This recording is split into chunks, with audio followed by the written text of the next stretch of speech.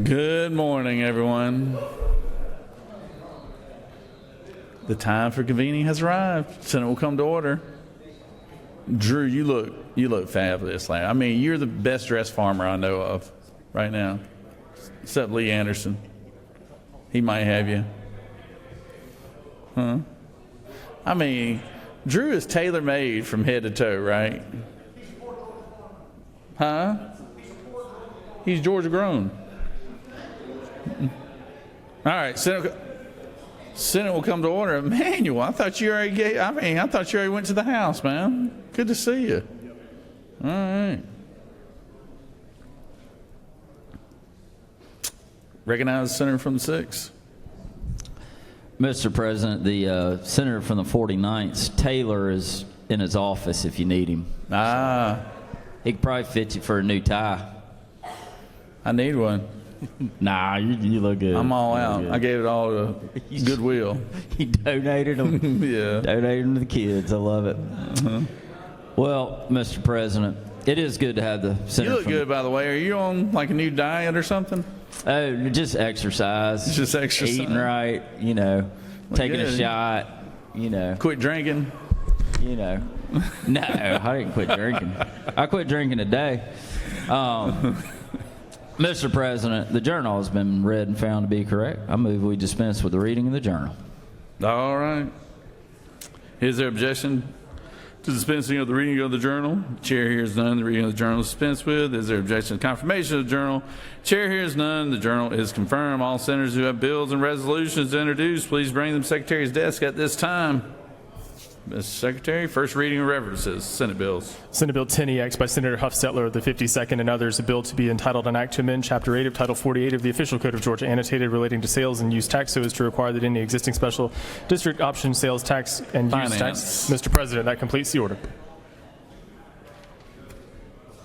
It is now time for the morning roll call. Are there any motions to excuse? Any motions to excuse? Recognize the senator from the 56.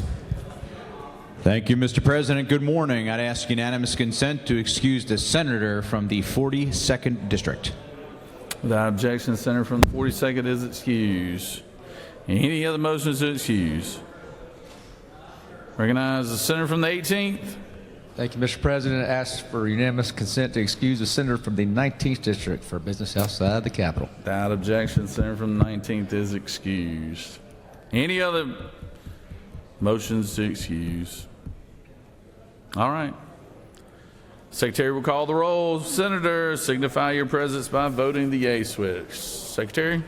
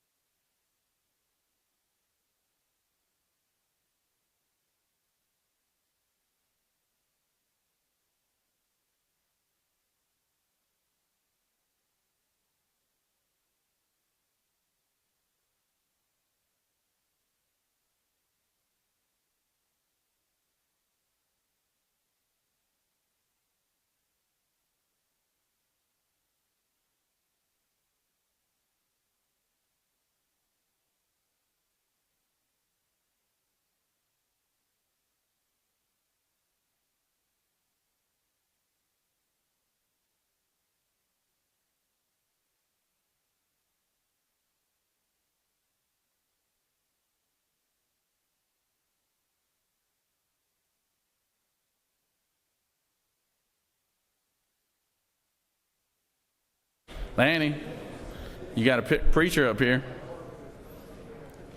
You come up and introduce him.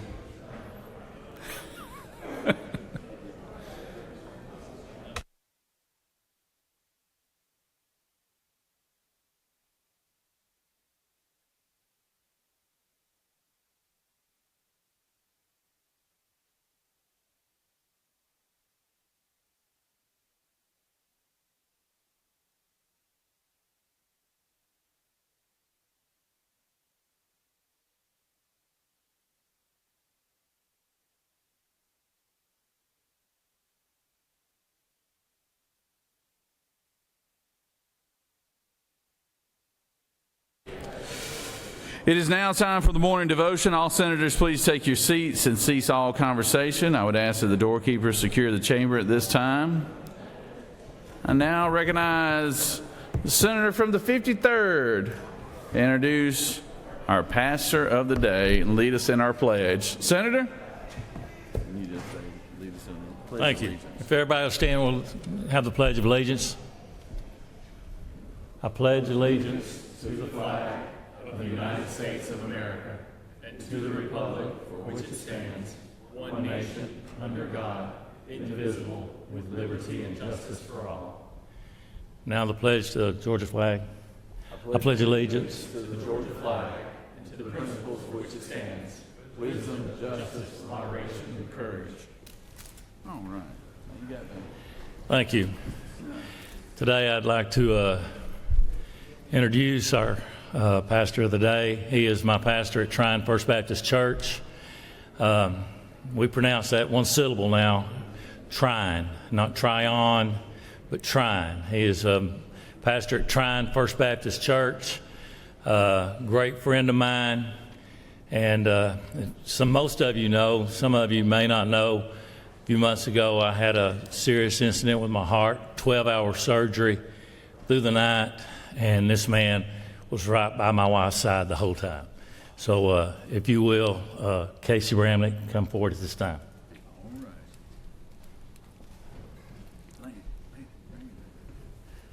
Good morning, Mr. President, members of the Senate, staff. It is an honor to be here with you this morning. I promise you this, if there's anybody in this city of Atlanta that feels out of place, it's me right now. I know that what you do is not an easy task. And I think I bring a pastor's heart here this morning. I want to tell you, I'm grateful for what you do. And I know that everyone here tries to do the best they can to represent the people from your district. And I want you to know that I'm thankful for that. Not everybody can do what you're doing. You have God-given talents to do what you're doing. And I know that you come with honor with that, and you bring that here, and you do the best that you can with that. And I'm grateful for that. I know that you carry a heavy load. I know that you have burdens. I know that task seems like it's never done. That can interfere with a lot of things that you go through in life. You have family, you have responsibilities, and it's tough. I know with all people it is, but especially with you too, to find that balance. And so I'm reminded of one scripture, Matthew chapter 11, verse 28. Jesus says, "Come unto me, all you that are weary, that are burdened, and I'll give you rest." I know that doesn't just mean that we sit down and say, "God, take care of this for me." We can't be passive. But you find rest in knowing that you spiritually, emotionally get what you need to be who you are and to do what God wants you to do. And if we are empty spiritually, emotionally, we're not able to do what God has put us here to do. And so I pray that you will find that rest. I pray that you'll find that peace, that contentment, to really make life worth living and loving what you do and finding that purpose in life. I want to lead us in prayer at this time. I want to pray for you and pray God's blessing upon you. Father, I speak on behalf of every one of us here today. We thank you for your many blessings. You're so good to us. We have so much to be thankful for. And God, I pray for each person here. Lord, I am grateful for what they do and try to do to the best of their ability. And God, I pray for those here this morning that, Lord, are restless. They're carrying a heavy load. Maybe they don't know how much longer they can go or what to do or decisions to make to find that discretion that they need. God, I pray that they'll look to you to find that peace. And in that peace, Lord, they'll find joy. They'll find purpose. They'll remember who and what got them here, why they're doing what they're doing, and be grateful for those that you put in their path, for the ways that you made the path clear for them to get here. And God, I pray for unity. Lord, I pray for their protection. God, I pray that you would give them the wisdom that only comes from you. We pray this in Jesus' name. Amen. God bless you.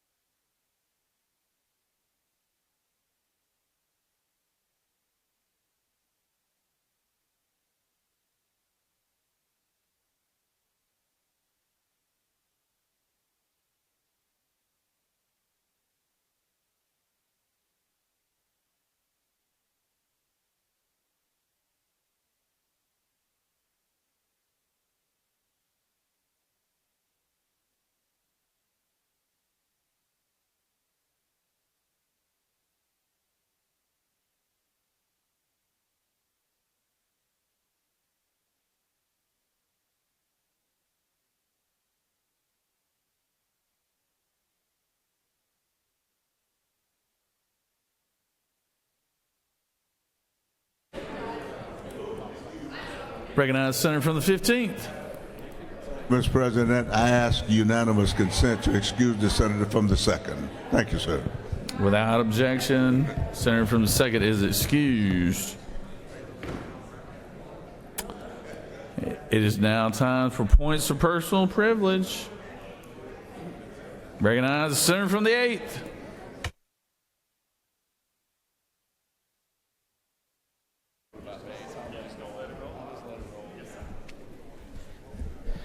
All right, guys, let me, Mr. President, if we could, I'd like to have everybody's attention for what I'm about to say, because I think it is meaningful, and if y'all don't mind. Mr. President, fellow senators, today I rise to speak not just about our Lieutenant Governor, but about my friend Burt Jones. Mr. President, public service is not for the faint of heart. It requires sacrifice, conviction, and a willingness to make difficult decisions, often under intense scrutiny. Throughout your time as Lieutenant Governor, you've met those challenges with strength, determination, and grace. For those of us who represent rural Georgia, your leadership has meant a great deal. Mr. President, you've never forgotten where you came from, and you've never forgotten the people who sent us here. You understand that Georgia's strength does not begin and end in Atlanta. It begins on our farms, our small towns, our main streets, and in the hard-working men and women who rise before daylight every morning to provide for their families and put food on America's tables. Agriculture, Georgia's #1 industry, has always had a friend in you. Rural Georgia has always had an advocate in you.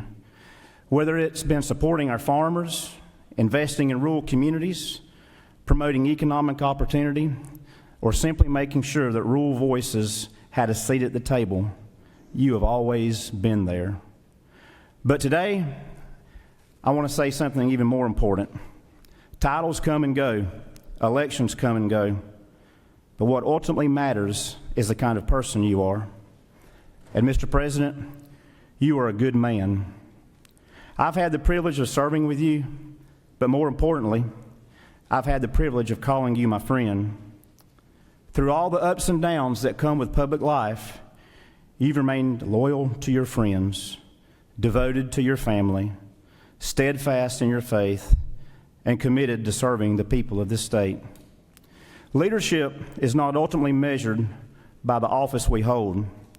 It is measured by the lives we touch, the example that we set, and the legacy that we leave behind.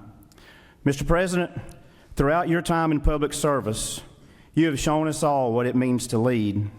You've not only set an example of what it means to be a public servant, but more importantly, you have shown us what it means to be a husband, a father, and a friend. For that, this chamber and this state are better because of your service. Mr. President, you have left an indelible mark on this chamber, on this state, and on everyone who has had the privilege to serve alongside you. So today, I simply want to say thank you. Thank you for your friendship. Thank you for your leadership. Thank you for all that you have done for rural Georgia, for agriculture, and for the people of this great state. And finally, Mr. President, while many Georgians will remember you as a great Lieutenant Governor, those of us in this chamber will remember something even more important. We will remember you as a faithful friend, a good man, and a great American. Mr. President, I ask that this chamber now rise and join me in recognizing this great friend, not only to the state of Georgia, but to each and every one of us who have had the privilege to serve alongside of you. Thank you, Mr. President.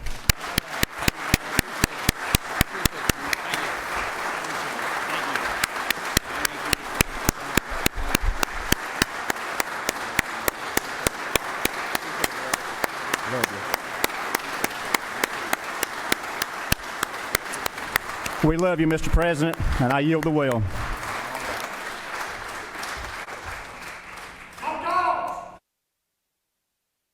All right. Appreciate that, Russ. That's very kind of you.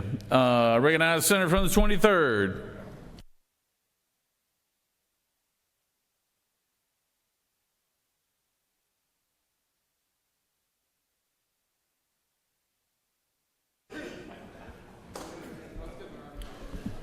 Thank you, Mr. President. I rise today to echo the comments of the senator from South Georgia.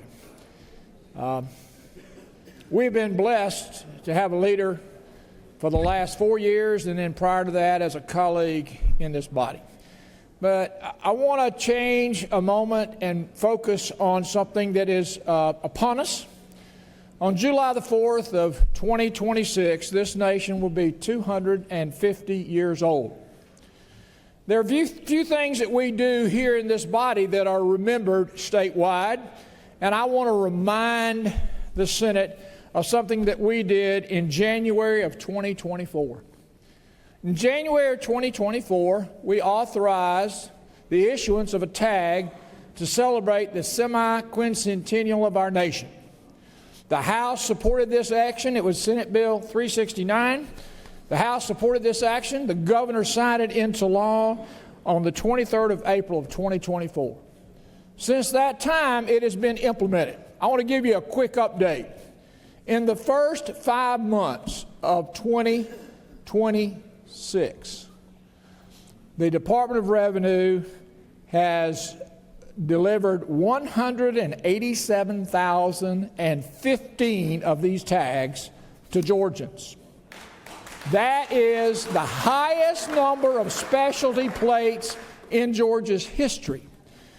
You know what the largest single specialty plate in Georgia is after this plate? The UGA plate. The UGA plate. By the way, this plate in 5 months has tripled the number of plates adopted. I have an 18-year-old grandson with an F-150 Lariat. He took his tag to the tag office and turned it in for a bicentennial 250 plate. Because, you know why? Because it's cool. Because it represents history, and because it's Georgia. So I want to thank this body for supporting SB 369 2 years ago. Congratulate Eden Pethel, who's been with us. She's the designer of the logo, and encourage you and your friends and your families to celebrate America and adopt the 250 tag. Thank you.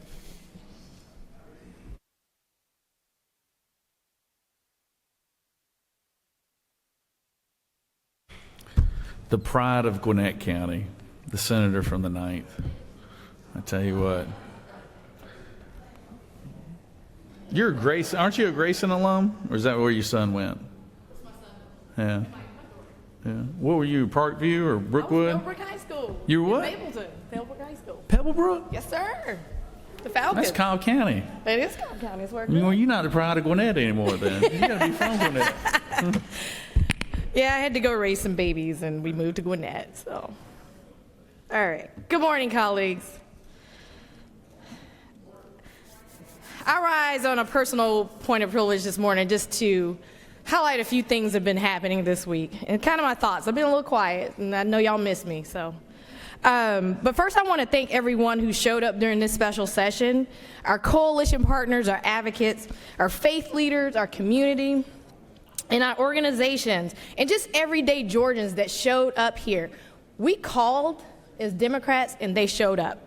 They showed up to help us as black people and black communities and black legislators to help us in this fight. And your presence mattered. As y'all see, it mattered more than you thought. And what happened here over the last few days is proof that when people pay attention and get involved, their voices can make a difference. And as you can see, there are far more people who have a say in these decisions than there are legislators that are in this chamber. And that's why I encourage everyone, all of our voters, all of our community to stay engaged, because this redistricting process is not over, and voting is not over. Republicans may have retreated from this mid-cycle redistricting today, but we have not received any guarantee that it will not be considered again later, before maps should be redrawn in 2030. And Democrats, our play here should be, even if they do want to reconvene and redraw, our play here is 2030. Let's get the seats, let's get the numbers, let's control those maps. And let me be clear, choosing not to redraw maps and to dilute the voices of black voters and black legislators that you work with out of their districts does not deserve a thank you. That was the right thing to do. Protecting fair representation should be a standard and not an exception, and not something that we have to beg you to do. But what this process has shown us is that people are awake and they are paying attention, and we're going to make sure that they show up in November and continue to stay awake. The spotlight is on. The spotlight is on this chamber. The spotlight is on many of you that are running for office, and Georgians are paying attention. Every time legislation is introduced without considering all communities, people pay attention. Every time voices are left out of important conversations, people are paying attention. Every time elected officials, like your colleagues, your Democratic colleagues, are shut out of decisions that affect their constituents, people notice, and we will continue to make them notice. And while families across the state are struggling with affordability, housing costs, and health care costs, too many proposals we are discussing fail to address these concerns. More than 1/3 of Georgians rent their homes, and these families won't see meaningful relief from property tax proposals. These are the people we should be focused on. Georgia wants us to address the issues that impact their daily lives. They want affordability. They want quality schools. They want safe communities. And I see, Mr. President, my time is almost up. They want an economy that works for everyone, not just a few. And to my Republican colleagues, I say this respectfully. It's okay to push back when you see something is not right for your district or something just doesn't feel right. It's okay to stand up and say that this proposal doesn't serve the people who sent you here. This is not weakness, this is leadership. Because the people of Georgia are watching. They watch this special session. They're watching every vote we take.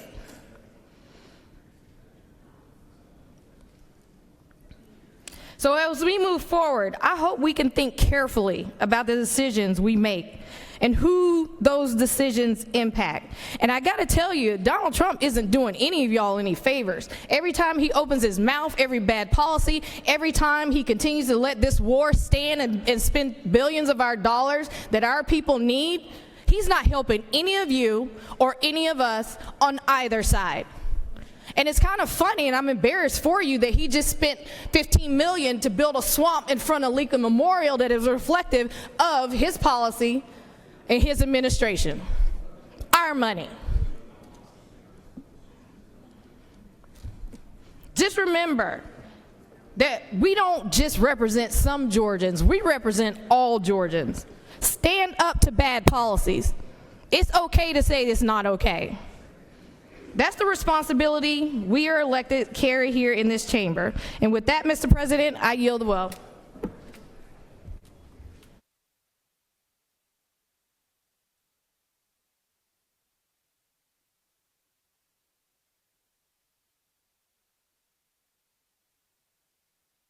Recognize the Rules Chairman. You think the next Lieutenant Governor will have that much confidence in you to make you Rules Chairman? Mr. President, I am confident that you have trained me to be the best Rules Chairman the legislature can offer. And let this be my resume for any future Lieutenant Governor. You actually are interviewing before both of them right now. I am. I better hold on. My tie okay? Yeah, you need to straighten up that nameplate a little bit. Yeah, let's straighten up. All right. You're going to lose a little more weight. Can you restart my time? I'm going to ignore it anyway. In all seriousness, Sonoy, Georgia, one of my beloved towns in Coweta County, lost a true pillar yesterday. We had a local businessman, and Ellis Crook passed away. Mr. Crook's his roots in Sonoy were very deep. His family operated businesses in the area for nearly a century, and he was the owner of the long-standing Crook's Marketplace, which was a local grocery store, which is right there on the corner of 16 and Broad Street in Sonoy. Also a celebrated local author. He published a memoir called Sonoy Boy, which shared the history of his hometown. And recently, we, the state Senate, we introduced a resolution to recognize all his civic contributions and dedicated a local highway in his honor, which we will be dedicating on July 28th. My only regret was we couldn't do that while he was still alive. But I was honored to attend his birthday party just a couple weeks ago, his 95th birthday, and just sharp as a tack. As soon as I walked in, I wasn't wearing a name tag or anything, and he immediately stood up and welcomed me as Senator Brass, started introducing me to all his friends, and just a truly great man that truly loved our communities, especially in Sonoy. True great businessman, civic leader, husband, father. And, his love for Sonoy was not unnoticed, and just everyone in Sonoy truly, truly loved this man. And so, Mr. President, I would ask that we give a silence in honor of Mr. Ellis Crook and all his contributions to Sonoy, Georgia, and Coweta County, and really our state and our country. Senators ask that everybody stand at attention and give a moment of silence.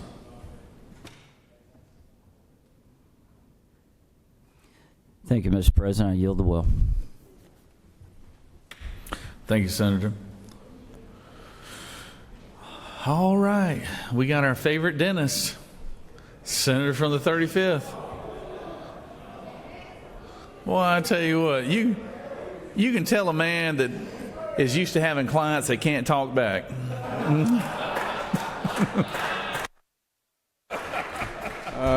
Thank you, Mr. President. As a pediatric dentist, I am well trained for this job. Well trained for this job as a pediatric dentist.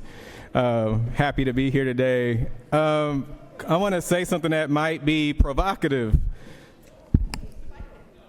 It might be provocative, but maybe provocative to my own party, maybe provocative to our Republican friends. But I have a concern that I want to share about individual and national debt. We are experiencing a credit card debt individually throughout our country in numbers we have never seen before. Folks are paying for basic essentials through the use of credit cards with ridiculous interest rates.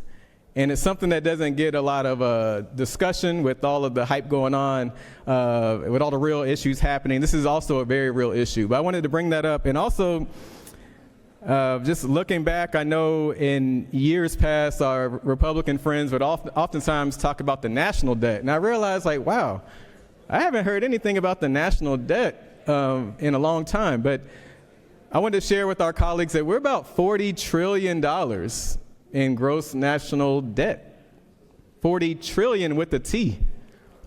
And then I was reading a little bit more, trying to better understand these numbers, because it wasn't making sense to me. At the same time that we have minted our first trillionaire, at the same time that we have minted our first trillionaire, we spend $1 trillion per year just to pay for the interest in our national debt. I'm going to say that again. Our country we have so much national debt that we pay $1 trillion a year just in interest. Not principal, interest. And the numbers were still boggling to me, so I looked at it a little bit more. And then I was reading that we spend more on interest than we do on defense. I was like, okay, hold on, this might not be right. Let me keep reading. And then I was reading that apparently about 40 cents of every dollar goes toward interest. And for the business owners out there, and I know you're like me and you just hate paying these taxes because you're not sure if folks are going to do right by your tax money, it literally made me sick to my stomach to think that 40% of the tax money that I spend to the federal government is going toward interest payments for national debt. So I just wanted to go ahead and maybe I made some recent history that a Democrat is going to come up here and talk about national debt. I figure it was appropriate, but it's happening in our own backyards. Folks are struggling, and as we deal with our issues, it's good to zoom out for a second and realize that our banks are running us, and it's a problem. So hopefully we can work together, Republicans and Democrats, to get things on the right path, because I am concerned about where this country is going. And I think many of you share that same concern, and we can talk in private if you don't want anybody to know. I yield the will.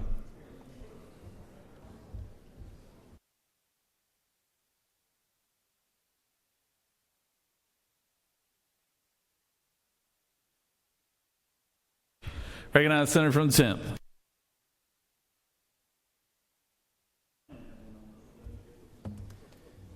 Thank you, Mr. President and colleagues. This is, I'm going to ask if you will allow me a privilege this morning of sharing with you a story of an incredible woman. And the reason why I'm sharing this story of this incredible woman is because she is the mother of one of my long-serving colleagues in this body. By now, we've heard what happened at the ripe young age of 97. There was an accident that occurred, and her life was taken short. And I say taken short because at 97, she was a spry young woman. And if you would listen to her two daughters, our Senator Donzella James, and also her baby sister who's joined us here today, Ms. Lisa, they would tell you that their mother was a phenomenal woman. So I'm going to ask if my colleagues will allow me this one privilege as we honor the mother of one of our own today. I would like for you to stand silently at your desk while I read this resolution in honor of a phenomenal woman. Senator has asked for a moment of silence. Everybody stand at attention. This resolution reads, honoring the life and memory of Mauricine Watts Thomas and for other purposes. Whereas the state of Georgia mourns the loss of one of the most distinguished citizens with the passing of Mauricine Watts Thomas, and whereas Mauricine Watts Thomas was born on November 29, 1928 in Philadelphia, Pennsylvania, a beloved daughter of Taylor Henry Stevens and Justin Collier Weiss, and whereas a beloved educator, she devoted more than 26 years of service to public education, shaping the lives of countless students through her work as a teacher and member of the Atlanta Public Schools system. And whereas she further dedicated immeasurable hours of her time and energy toward the community throughout her life, attending civil rights rallies with her friends and classmate Dr. Martin Luther King Jr., and participating in numerous activities with the Southern Christian Leadership Conference. What a phenomenal woman. Whereas a woman of deep and abiding faith, Mauricine Watts Thomas was an active member of St. Paul of the Cross Catholic Church. And whereas a woman of deep and abiding faith, Mauricine Watts Thomas was an active member and participated in all church activities. Mauricine Watts Thomas was blessed with 4 remarkable children: Eleanor, Donzella, Mamie, and Lisa, 7 wonderful grandchildren: Rhonda, Ralph Jr., Brian, Roman, Marcy's, Mark, and Penny, and a host of beloved great and great-great-grandchildren.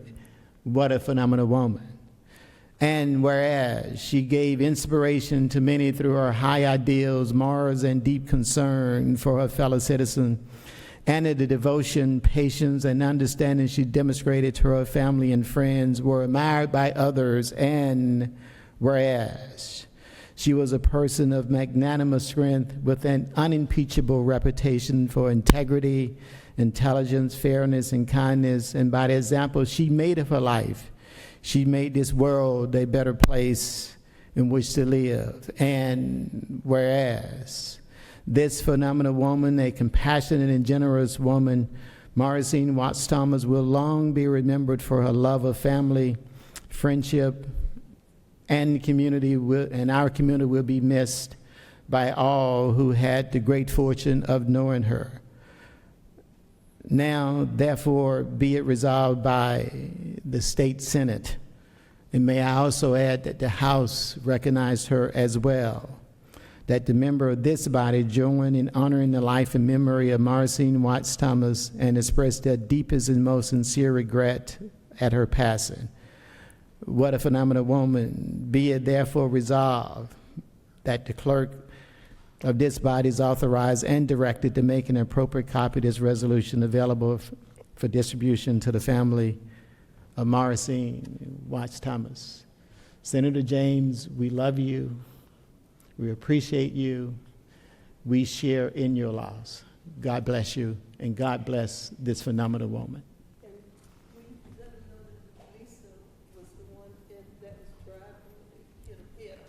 I most certainly will. I've been directed to instruct you colleagues that her sister, who's present with us today, Ms. Lisa, was in the vehicle as well. And Ms. Lisa, please accept our deepest, deepest condolences for your loss. But we're glad that God preserved you for us so that you could be here for this moment and this occasion. And we know your mother was indeed a phenomenal woman. Thank you, and God bless you.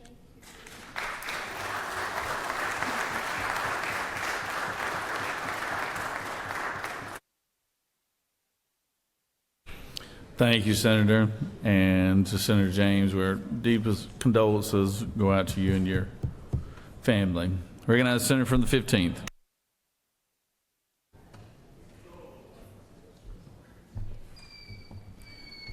Thank you very much, Mr. President and members of the Senate. I just wanted to take this opportunity to thank you very much for the kind words that you said and displayed towards me regarding the passing of my brother, Mickey Wayne Griffin. Mickey was born in Montgomery, Alabama, and he was my mother's youngest son. And the one thing about him, he was a great basketball player in the environment that he was in, to the extent that he was called Pretty Boy, not because of his look, but because of his ability to play basketball.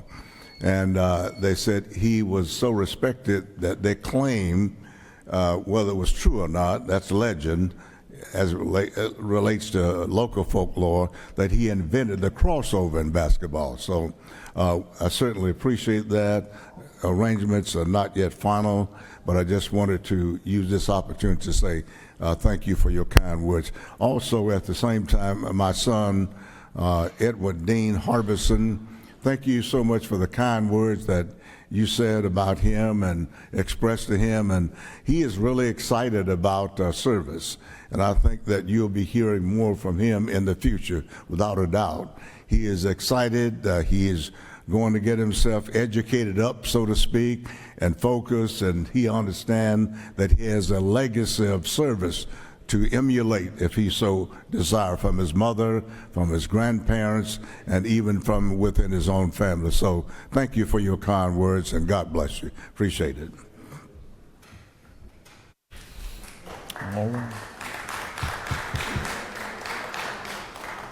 Thank you, Senator. Recognize any other senator wish to speak on a point of personal privilege. Senator from the 39th.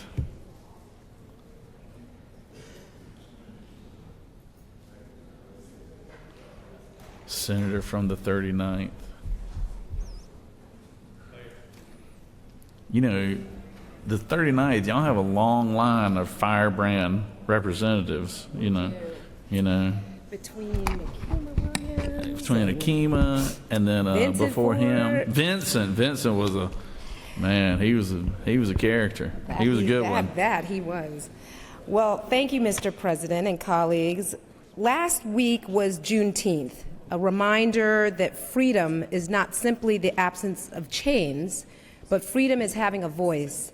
Freedom is having agency. Freedom is having a say in the decisions that affect your life. And every year there's one part of the Juneteenth story that stays with me.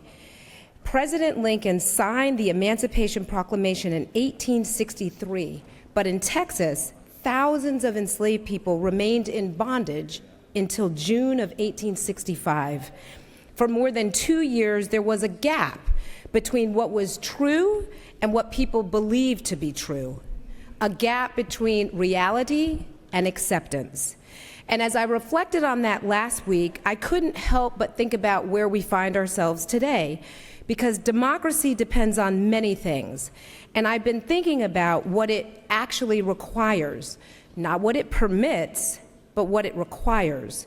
Because the truth is, governing would be so much easier if everyone agreed. It would be easier if one party could simply decide what was best and move forward. It would be easier if disagreement could be treated as an obstacle instead of a responsibility. But that is not democracy. Democracy is hard precisely because people disagree.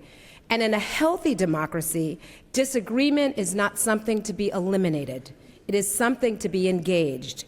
And that is why I have found this special session to be troubling, because over and over we've seen opportunities to bring people together around difficult questions: property tax reform, election administration, the future of our voting, questions that affect every Georgian regardless of party.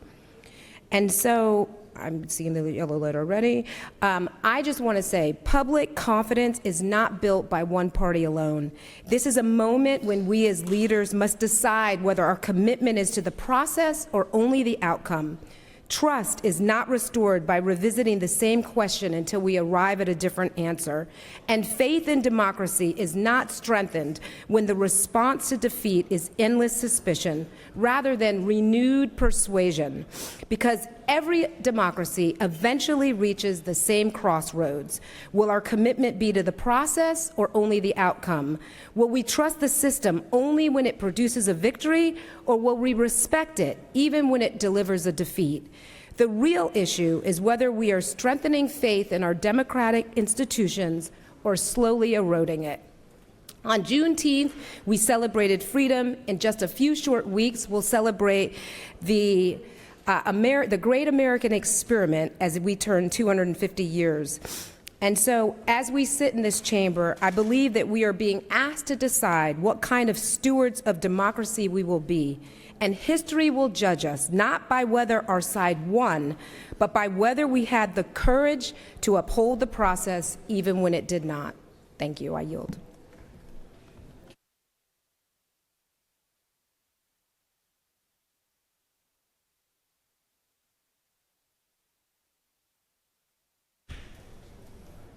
Senator from the 14th, do you have something? You look like something's on your mind. You good? You look deep in thought. Yeah, I don't always have to say my thoughts out loud. You want to come up here and test drive it real quick, see what it's like? Huh? Huh? You want to see if you really want this thing or not? Huh? Come on up here. I'll let you have it for a second, you know? Now, you know I got to let Greg do it too now, right after you do it, okay? So don't get... Yeah. No. Come on up here, man. We'll see how you look in there.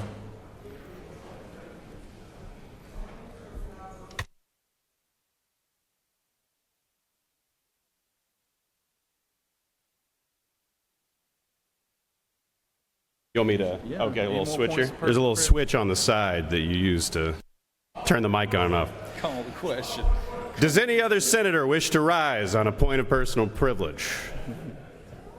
Chair hears none. We move on to the next part of the... Yeah, there you go. All right. Thanks very much, everybody. Good job.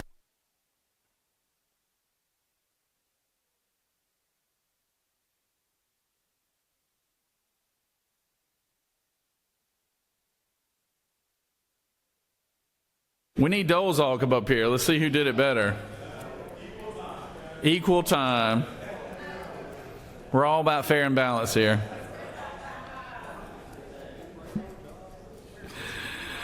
Oh, man.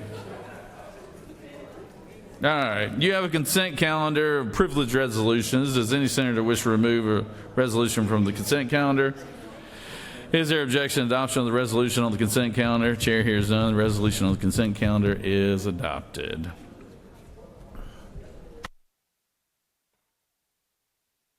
Are there any other motions to withdraw or commit? Chair hears none.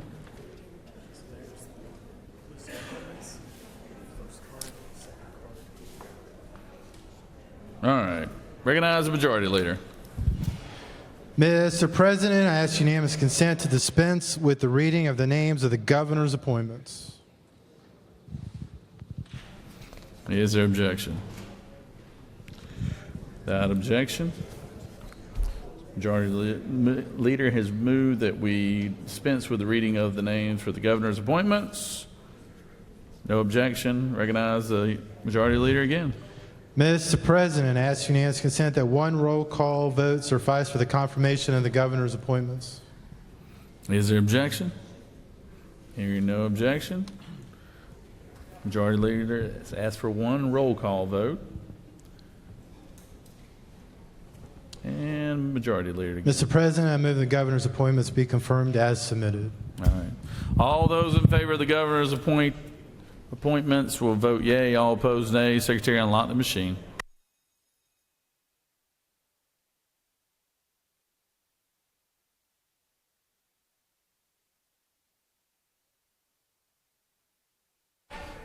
Recognize Senator from the 55th. What purpose do you rise? Mr. Speaker, is it not true that some of the people that we are approving have nothing to do with the MARTA system, but they are having a vote when I don't have a vote representing my county? You're in the wrong chamber, Senator.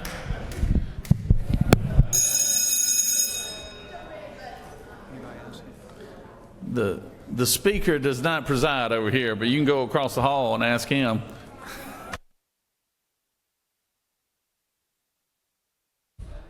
But is it?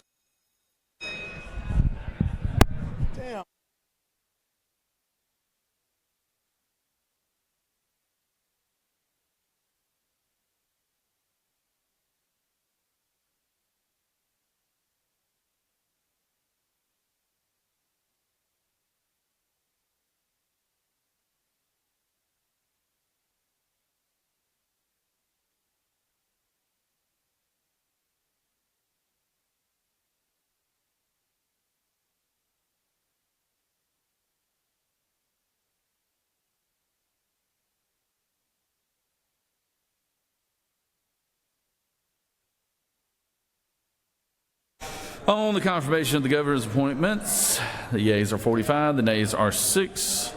The governor's appointments are therefore confirmed.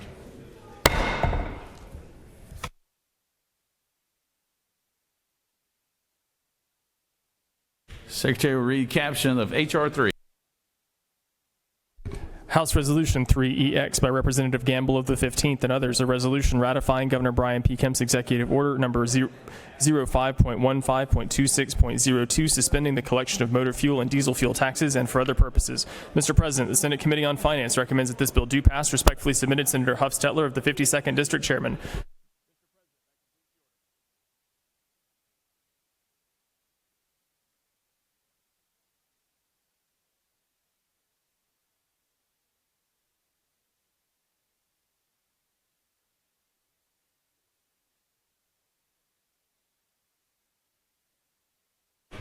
The longest serving floor leader right now. There he is, Senator from the 50th. Thank you, Mr. President. Rise today to present House Resolution 3EX. This should be familiar to most of y'all because we've done this several times over the past few years. The governor suspended the fuel tax. It saved Georgians almost $100 million. We need to ratify that, and would just ask for your favorable consideration. I'm happy to answer any questions. You have no questions, Senator. Thank you, Mr. President. I yield the well. Does any other senator wish to speak for or against the measure? Chair hears none. Is there objection to the previous question being ordered? Chair hears none. The previous question is ordered. Is there objection to agreeing to the report of the committee which is favorable to the adoption of the resolution? Chair hears none. The report of the committee is agreed to. Is there objection to the main question being ordered? Chair hears none. The main question is ordered. Question is on the adoption of the resolution. All those in favor will vote yea. All opposed, nay. Secretary, unlock the machine. Senator from the 27th. Senator from the 27th. Do you want to come drive? I'll let your opponent drive. You good? That's oh, hey. Oh, already fighting words. I like it. Feisty little things. It's going to be a cat fight. We should do an MMA fight between these two. It would be entertaining. Huh? I mean, the combined weight of these two are like middleweight contenders combined.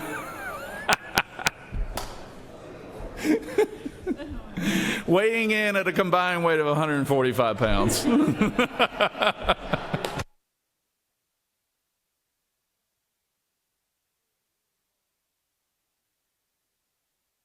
Brass, we can do it in Liberty Park. We'll set up a little ring.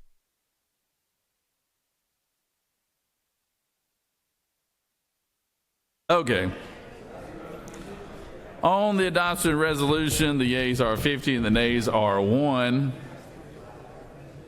There's only one person in here that didn't want to give everybody a gas tax relief. It's the car man. Good Lord. Believe it or not. I mean, man, I don't even know where that comes from, Emmanuel. Huh? All right. Senator from the 9th, for what purpose do you rise? Mr. President, I ask for unanimous consent to excuse the senator from the 26th. From the 26th? Yes, sir. Without objection, the senator from the 26th is excused. All right. This, having received the constitutional majority, is therefore adopted. What we got?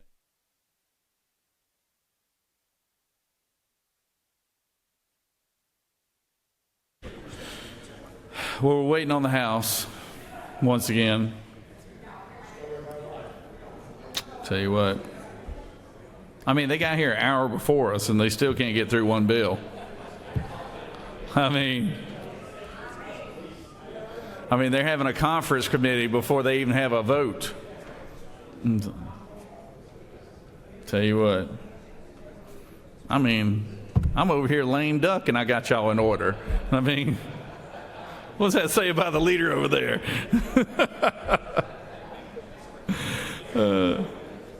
I can get y'all to vote how I want y'all to. I'm on the way out. I like the idea of that MMA fight, though.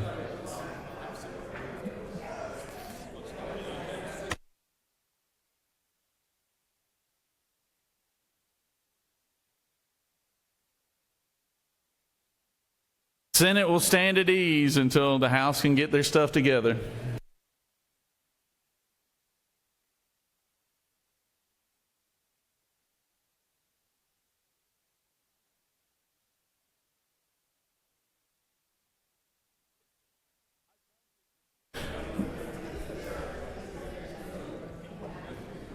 There's always an opportunity to move to adjourn. I'll just put it like that, you know.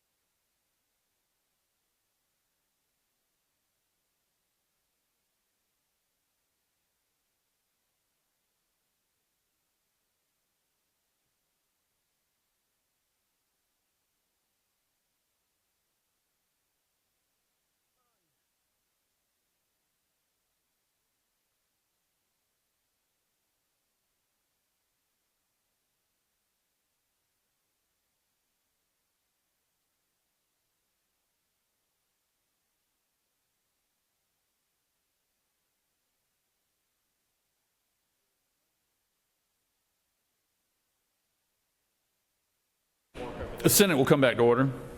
Recognize the good man from Habersham County, the senator from the 50th.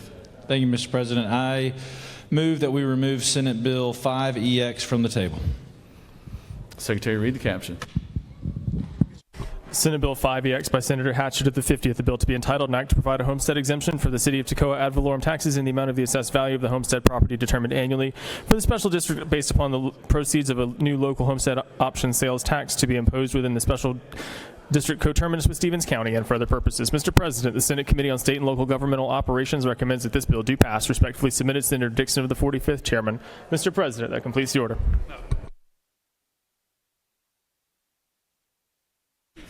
Is there objection? Without objection, recognize the senator from the 50th.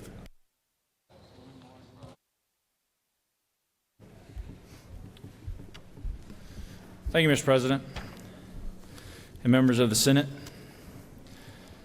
I rise today to speak on behalf of the people of Stevens County, Georgia. And let me tell you a little bit about Stevens County. Stevens County is about 28,000 hardworking Georgians. Many residents are retirees or working class families. Home ownership is high, but so is poverty. The typical family earns roughly $20,000 less than the average Georgia household, and a large share of Stevens County students attend Title I schools. But don't be fooled by those statistics. Stevens County is a county of early risers and hard workers. It's a place of factory workers, teachers, nurses, mechanics, and small business owners, and retirees who built their lives one paycheck at a time. It's full of people who get up before daylight, go to work, and do everything they can to build a better life for themselves and their family. And these hard workers are being taxed out of their homes. Unlike around here, these rural counties aren't full of rental homes and apartment complexes. They're full of homeowners. And 80% of the homes in Stevens County are lived in by their owners. These people worked hour after hour, day after day to buy these homes, and now they're being taxed out of them. And when they get taxed out, there is nowhere to go but outside the county. We're talking about young families. We're talking about seniors on fixed incomes. We're talking about disabled Georgians. The very same people that y'all stand up here and say you fight for. Today, I'm not even asking you to fight for them. Today, I'm simply asking you to get out of their way. Because I promise you this, the people of Stevens County know how to fight for themselves. They know how to take care of their communities, and they deserve the opportunity to decide this issue for themselves. The question before us today is simple. Should the people of Stevens County and Toccoa be allowed to have a conversation about lowering property taxes and determining whether or not it's right for them? Should they be allowed to gather in their churches, barbershops, businesses, and living rooms to debate the issue for themselves, hear both sides, and ultimately cast their votes at the ballot box? That's all this legislation does. It trusts the people of Stevens County to make their own decision. And if there's one thing I've learned about the people I represent, they're fully capable of doing that. Now, I know this speech may not sway many people, and I know a lot of people aren't even paying attention. I've also heard rumors that some of you are considering voting against this and all referendums like this because your party leaders believe that if this type of referendum goes on the ballot, your chances of success in November go down. I sincerely hope that that is not true. We're not here to play political games. We're sent here to serve Georgians, and the hardworking men and women of Stevens County deserve nothing less. This bill requires 2/3 passage, and I would plead with those in the minority party, I need 6 of you. I need 6 of you to vote with me to help the people of Stevens County. I respectfully ask for your favorable consideration. Thank you.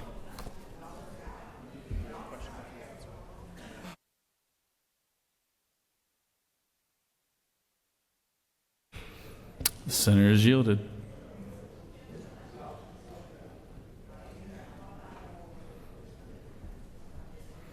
All right.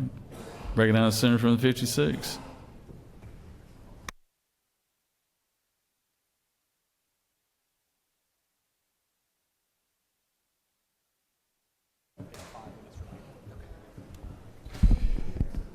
Thank you, Mr. President.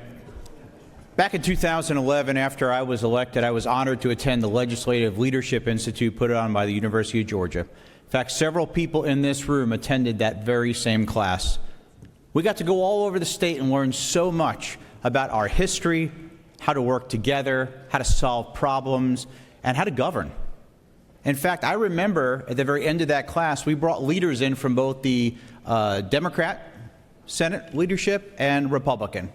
And we had a great, robust discussion. One of those discussions was about local legislation. And everyone agreed that unless for some reason that delegation is divided, you always let local legislation be handled by the people who know their district best. That has always been the way it's been, and long before I came here. Yet today, you are setting a horrible precedence. Because come January of next year, those of you that want to vote against this now are going to have something important in your district. And you've now changed that calculus that will be forever remembered. I also want to clear up some misconceptions because there's been a lot of theater the last couple of days. And the theater is, we can't pass a penny sales tax somewhere. That would be terrible. It would be regressive. Well, yet the Georgia Democrats are the ones that created the East Boss, did they not?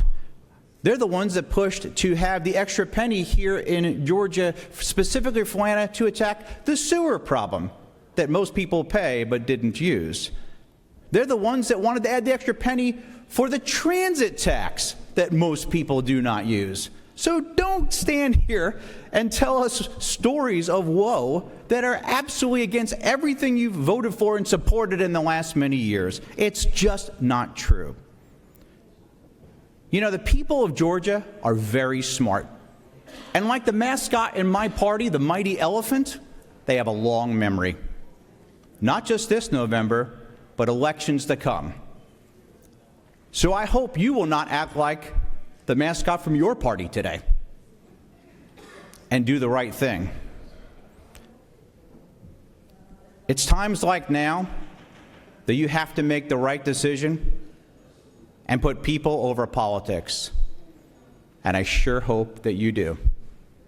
Thank you, Mr. President. I yield the will. Senator has yielded. I recognize the senator from the 38th.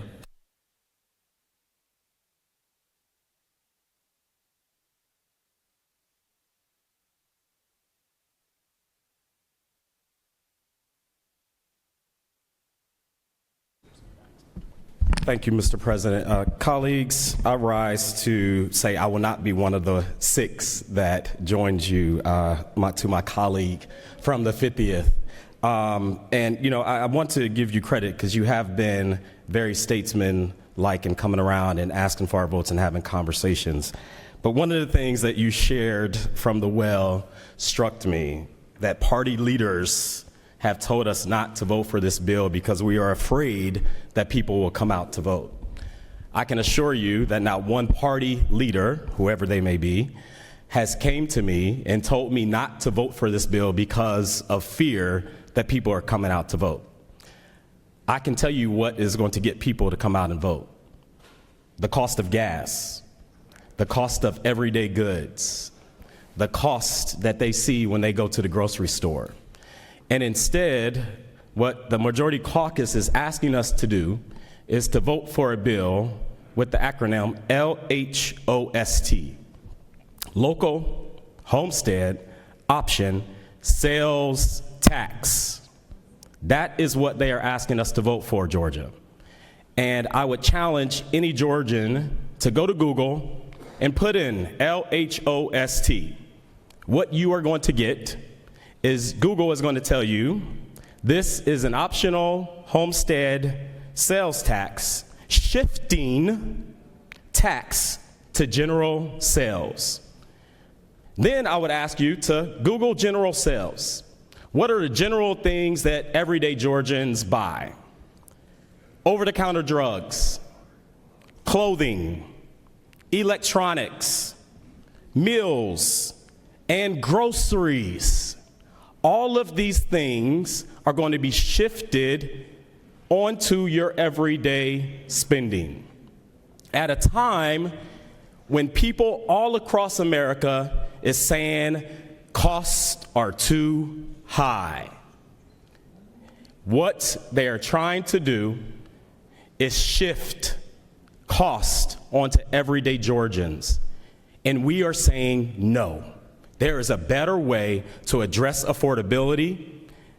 And the threats from the senator from the 56th that you all will remember this in January, I would venture to guess that you are going to act how you act regardless of what we do with these bills. So the threats that are coming from this well are unnecessary because we already have experienced how you are going to treat the minority caucus in this chamber. And so I will say to folks who are watching this, please pay attention to what Republicans are trying to do. They are trying to make your everyday cost even higher. That is what is occurring, and we are fighting for you to say no. And so I will yield the will, saying I will not be supporting Senate Bill 5EX because costs are too high, and we should not be shifting the cost on to everyday Georgians for a select few. And with that, Mr. President, I yield the will.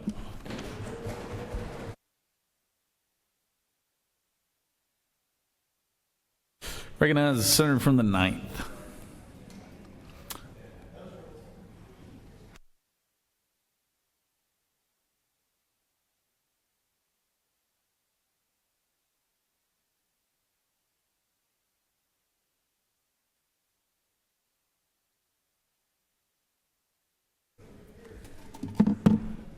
Thank you, Mr. President.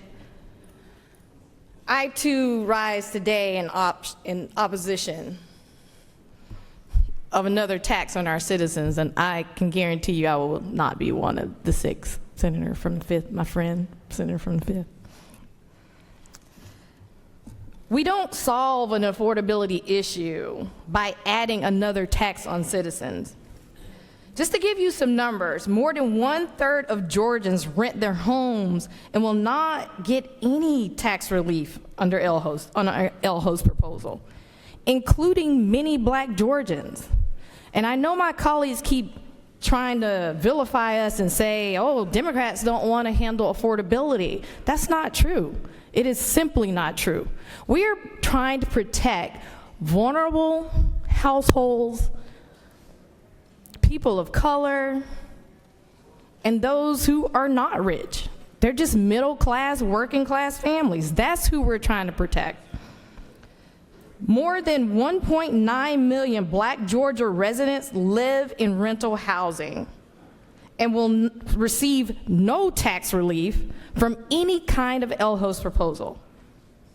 There is nothing in any of the LHO's legislation that I've seen that would even hold rental companies accountable who are sucking up all the homes that people could have and renting them. Nothing in there says that they have to lower their costs and pass that on to renters, because they're not. They're just going to go by the markets.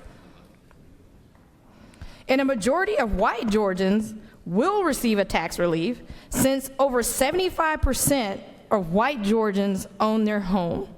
And I'm only bringing this out because I need y'all to understand there is a disparity, and that we are leaving some people out of proposals like this in this conversation.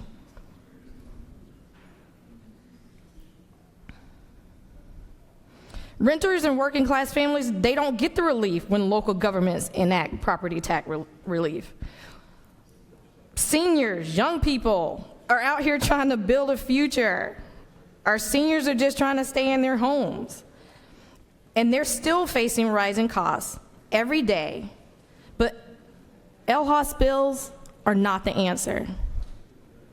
And if my colleagues would bother to come to the table and work bipartisan, we actually might be able to come up with a solution that works for everybody. But you keep shutting us out of the conversation.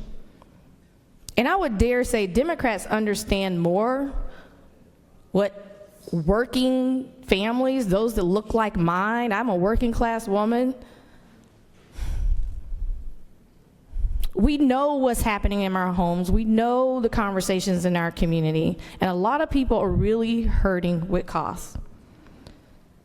You know, I've heard some feedback from community folks that say, hey, why don't we cap millage rates? That might help us. But I'm pretty sure, and all of you are very smart in this room, that we could come up with a better solution than the solutions we've been given here during this special session.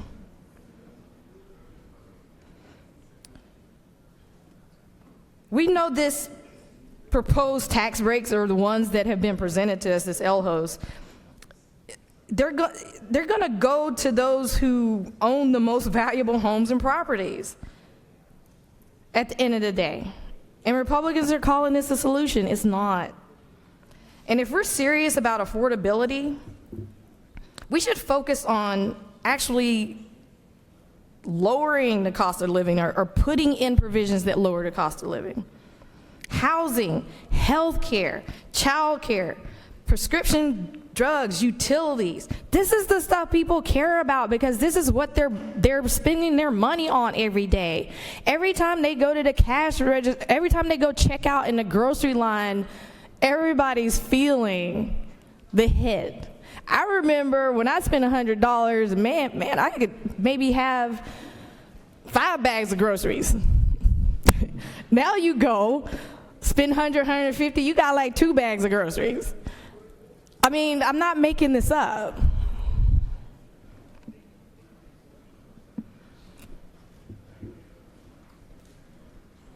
And the LHOS proposals don't deal with any of those day-to-day affordability. And this tax that we know, this penny tax, it's just going to raise the sales tax on everyday goods. So every time, every day, our citizens go to checkout lines, every time they buy gas, every time they buy clothes, you know, kids are going back to school here in August. And we're actually proposing that our families, our parents pay more on goods that they're going to have to buy for their kid to go to school when at the same time we still haven't really addressed school funding in a real way. On top of that, to give our parents relief and to increase and make our education better. So rather than shifting the tax burden on the working and middle class Georgians, why don't we come together and come up with some real solutions? And let's table, again, proposals like this. And let's work together. And with that, Mr. President, I yield the well.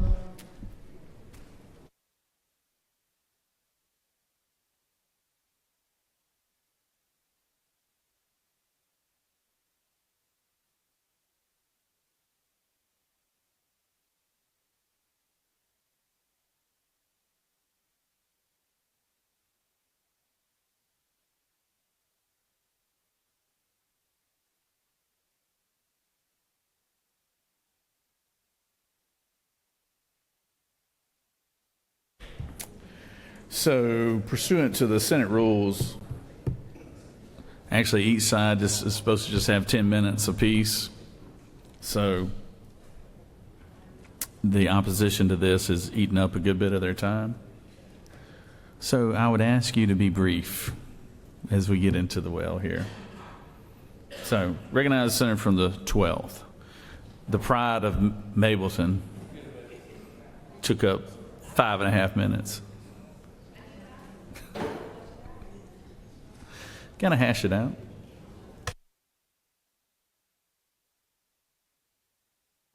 But Freddie, you know you got all the time in the world. You know that. I'm working on it. Thank you, Mr. President. And this is very, very strange for me because usually I'm very quiet. But I feel compelled to share some words, especially when it impacts heavily the district that I represent in rural South Georgia. I am an educator, firstly and always. I am an educator. So undeniably, the loss of property tax revenue for education will be the greatest travesty of educational justice, for Georgia's children and communities. There are instances when I meet adults from Southwest Georgia that tell me, I don't have any children in the public schools, so why am I paying taxes? And I always think that that's a very bizarre statement to make. Somebody paid taxes for them when they attended public schools in the state of Georgia.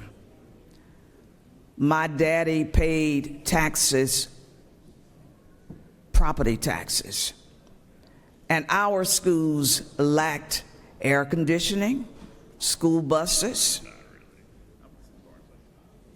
books, but he paid those taxes without the least bit of argument.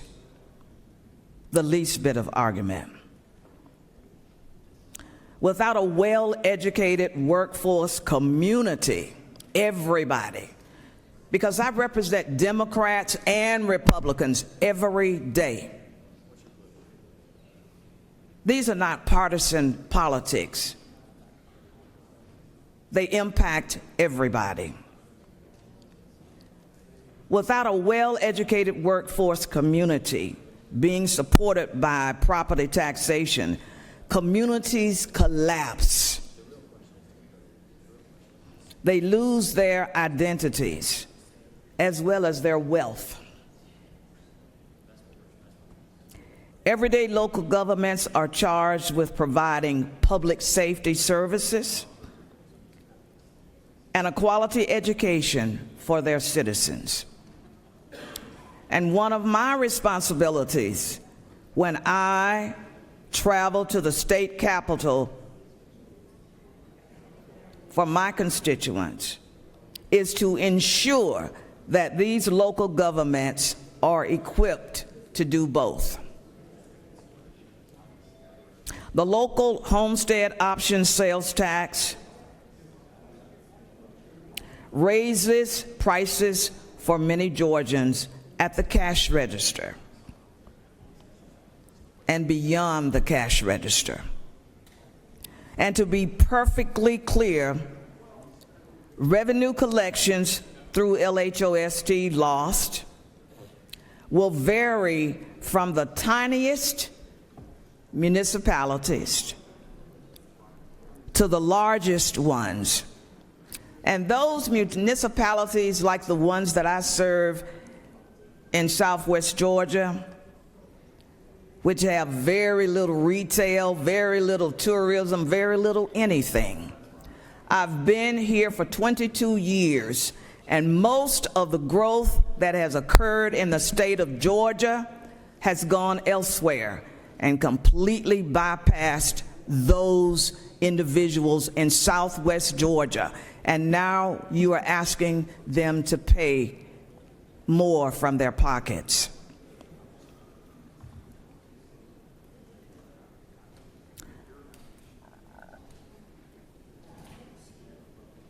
Governmental services, especially in the rural counties, already suffer. Many of them are already having difficulties meeting payroll. And a lot of you don't know that because we tend to not understand the workings of rural Georgia. Yes, they are my bills. But I am voting no, and I hope you will join me. Thank you, Mr. President, and I yield the well.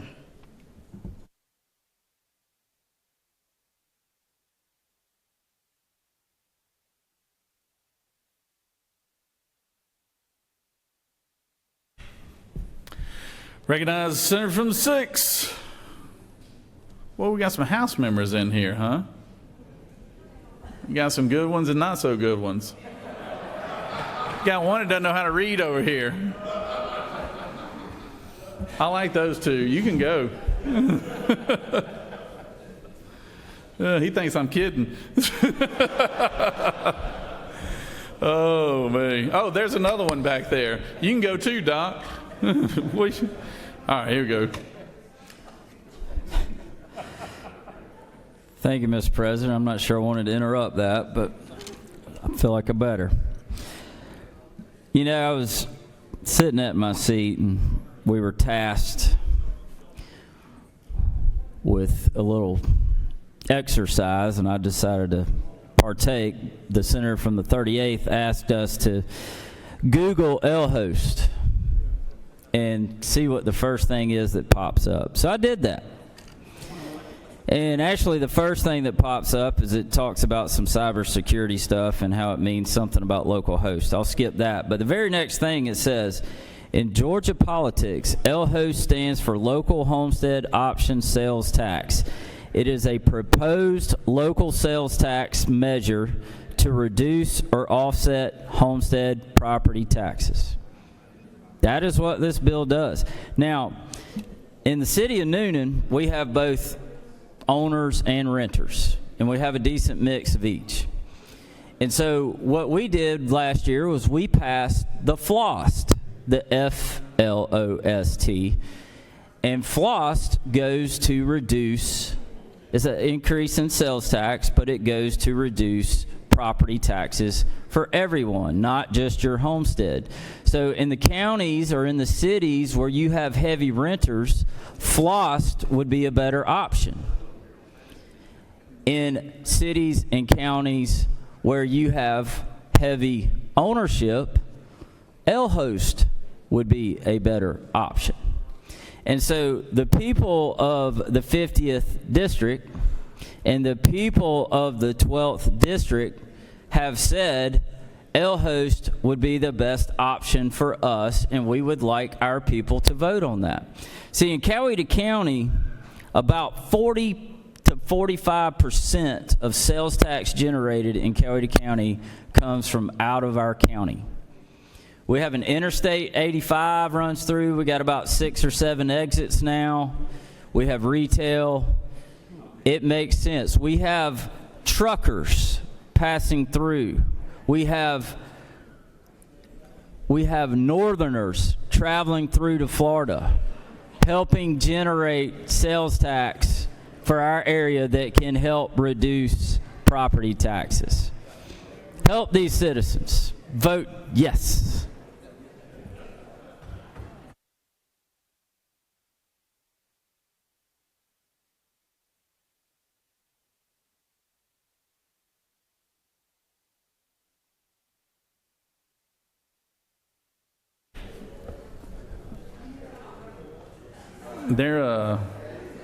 Who else we got now? Oh, we have exhausted debate, leader. Were you good? It's just a yes or no vote, actually. You ready? You want to close? Come on up and close. These are like bad house guests, man. It's like fish.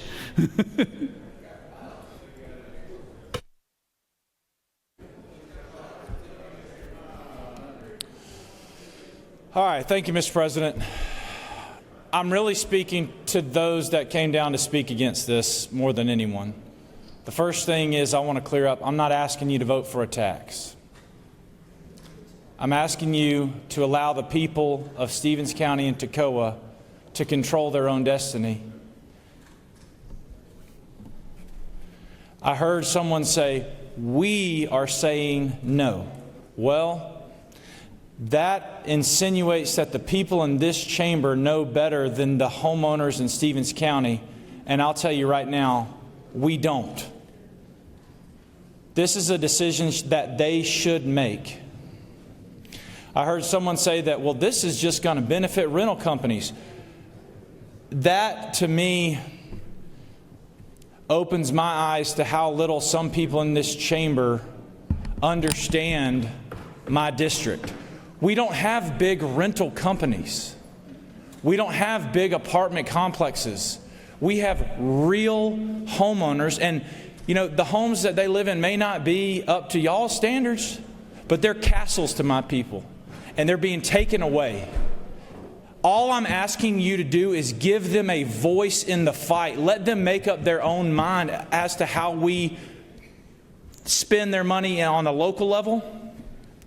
And the last thing I want to say is, this is not something that would be good for the entire state. But all I'm asking you is just let my people have a voice to make their own decision. And I promise you, if I can get 6 of you up here to vote for me, I will drive you to my district and I will show you the people that you're voting for, the people that you're giving a voice to. A lot of them don't look like me. A lot of them probably don't even vote for me. Believe it or not, there are Democrats in the 50th district. There are African Americans in the 50th district, and they own homes. Please give the people of Stevens County a voice. And I promise you, that's a real promise. You vote for this, I will drive you up there and you can shake their hands and they will thank you. I yield the well.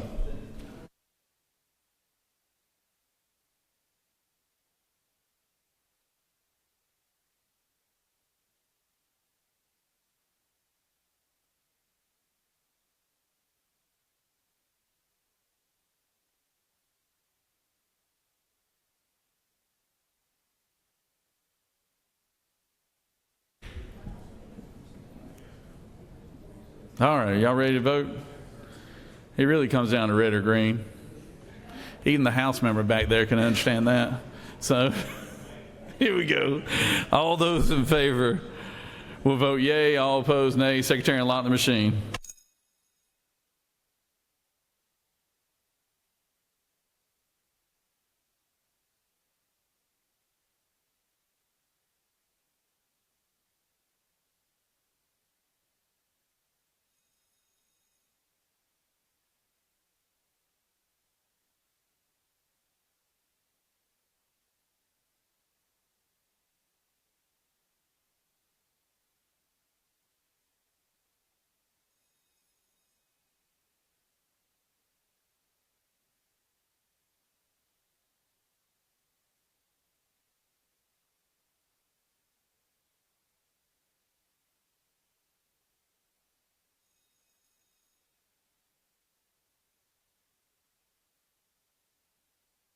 Remind everyone it takes 38 votes.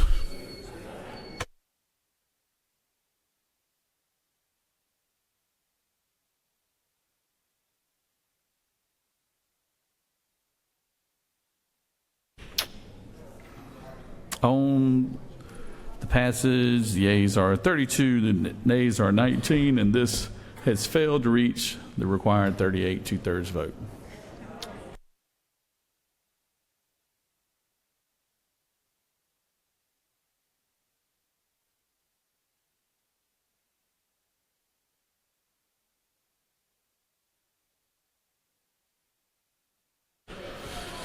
So we got 3 more of these.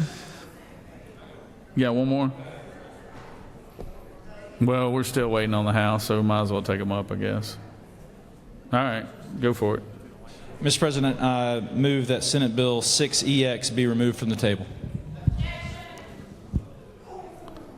Secretary, read the caption, then we'll note your objection. Senate Bill 6EX by Senator Hatchett of the 50th, a bill to be entitled an act to provide for a homestead exemption from Stevens County ad valorem taxes in the amount of the assessed value of the homestead property determined annually for the special district based upon the proceeds of a new local homestead option sales tax to be imposed within the special district coterminous with Stevens County and for other purposes. Mr. President, the Senate Committee on State and Local Governmental Operations recommends that this bill do pass. Respectfully submitted, Senator Dixon of the 45th District. Mr. President, that completes the order. You're waving? You're so nice. You're going to vote against it, though, aren't you? He needs 6. Come on, help the folks of Stevens County. Is this Stevens County? All right, come on up, Senator.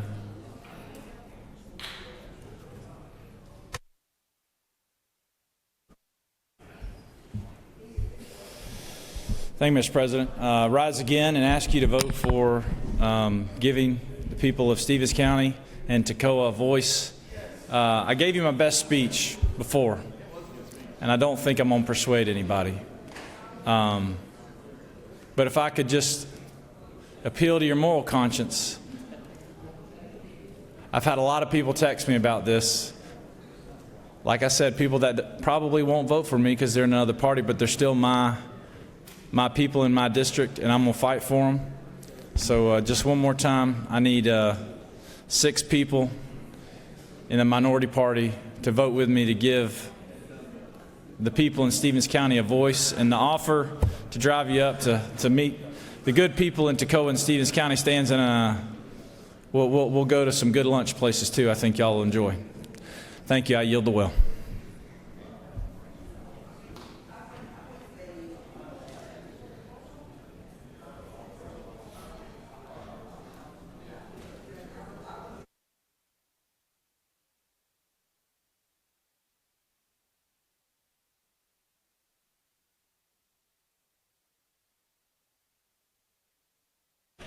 Can we just vote on this now?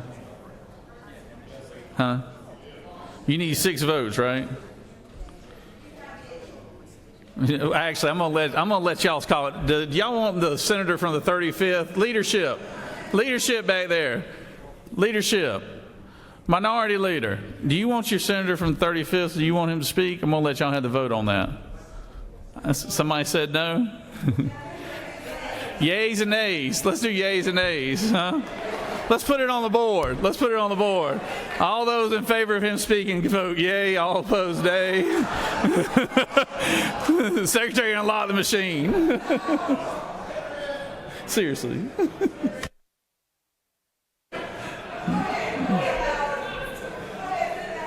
And let's do a raise of hands. All those in favor, raise your hand.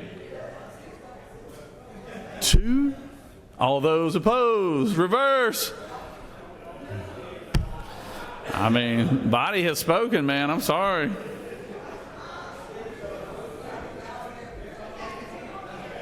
Come on, Senator. Come on, Senator. Your own leadership voted against you.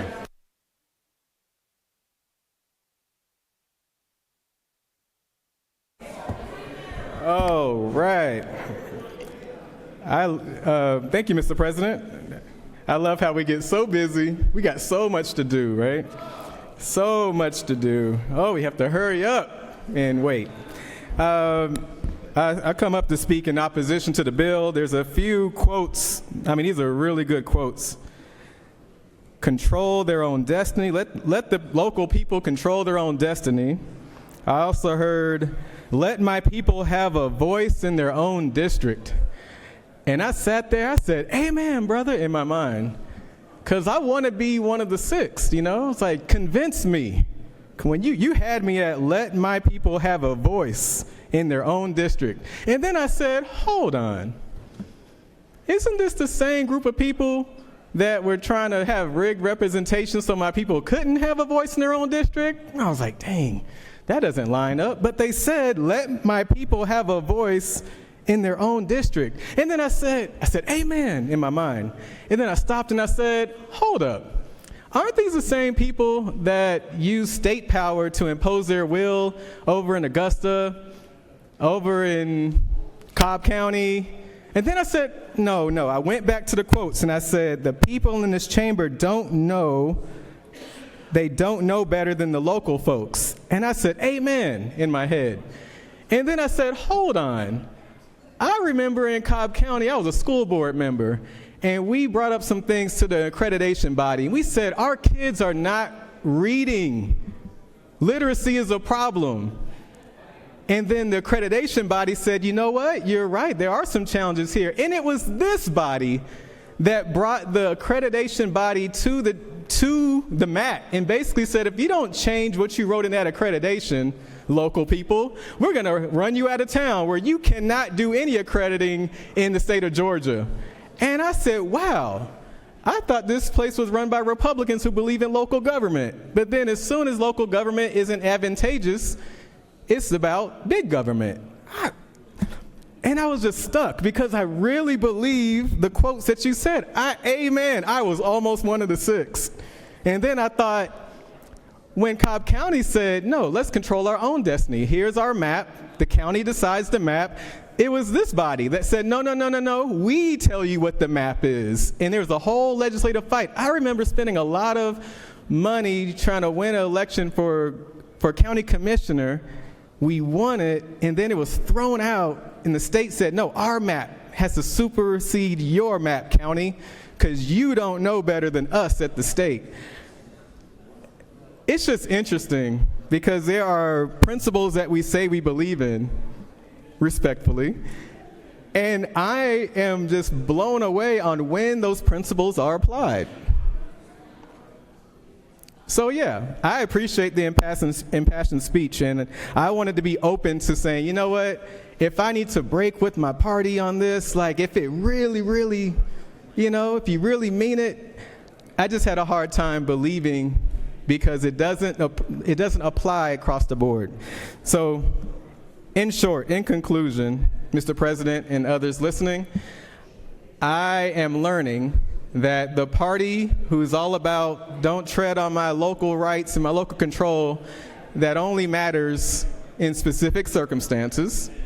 I'm learning that the party that says, hey, let's have less government, only matters in certain circumstances. I'm learning that the party that says people need to pull themselves up by their bootstraps only matters in certain circumstances. And I am excited about our future together as we try to be principled folks, where that same principle applies when it's advantageous and when it cuts both ways. I yield the will. Thank you, Mr. President. You're so welcome, Senator. Senator from the 41st, we ready to vote? What about Senator from the 22nd? We ready to vote?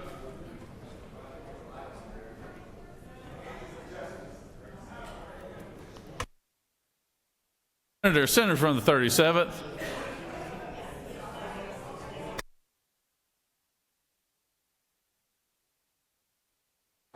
Get him, Ed. Get him, baby. There's a lot of chatter in here. I know the approval of the words from the senator from the 35th is very high. That's what this buzz is about. But I do want to say this. What do we do here and why are we here? Ladies and gentlemen, it's not about Cobb County government or Cobb County School Board or the General Assembly or the Senate. What we're down here to represent is the rights of regular individual citizens. Now, sometimes state government doesn't take care of our citizens. Sometimes we have to call down and get state agencies right because we have business owners whose businesses are being shut down because state agencies aren't doing their job. We engage on behalf of those individual citizens. Sometimes local governments overstep their bounds, don't do their jobs, and they trample on the rights of our regular citizens. That's why the state's got to get engaged. It's not about the local governments are always right. That's not what local control really means. What local control really means is mom and pop, grandma, grandpa back in our districts, they're the folks we represent. And this effort is not about hypocrisy, as the senator from the 35th suggests. This effort is about taking care of regular folks. The very core thing we do is look after regular people. Now, friends, in this vote, whether you care about Stevens County or not, you should care about every Georgian. And the reason we're talking about this is because when you look at these taxes, my friend from the senator from the 38th, my seatmate, was talking about this earlier. You know, he stood against the previous proposition. But last time I checked, nearly 40% of the sales taxes that are spent in the district from the senator from the 38th are spent by people who don't live there. Tourists, people from outside the area, whether they work, commute to his county for work, or whether they're coming through on the interstate, or they're there for tourist reasons, Sales taxes are funded by not just the citizens there, but many people, as the Senator from the 6th said, who come through this state. Friends, this is about grandma and grandpa, and there are people in Stevens County who are on fixed incomes and are burdened by their tax bill. Had a constituent this week that called me up and said, Senator Assessor, my taxes went up 15% on my home this year. My income didn't go up 15%. My Social Security payment didn't go up 15%. My pension didn't go up 15%. My husband's or their family members' pay didn't go up 15%. But the tax on their home, their homestead property did. Folks need relief. And this is not about whether we're about local governments or school boards or cities, counties, or the state. It's about the dignity of regular individuals. And some of the most fragile individuals out there are those who own homes. They don't have wealth, but all their money's in their house, and their local governments keep turning up the heat. My constituent that came to me yesterday, the heat was turned up 15% on them just this year. Friends, this bill's a good proposition for regular working people and for folks who don't have the ability just to work a little harder and bring home a little bit more money. If you care about regular folks who don't get to decide how much they make or what their annual income is or whether they go to the store and buy something or not and pay sales taxes, this is for them. That I yield the will.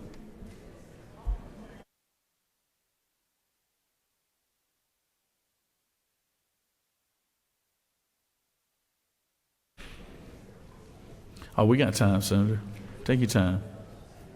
Calling the senator from the 50th.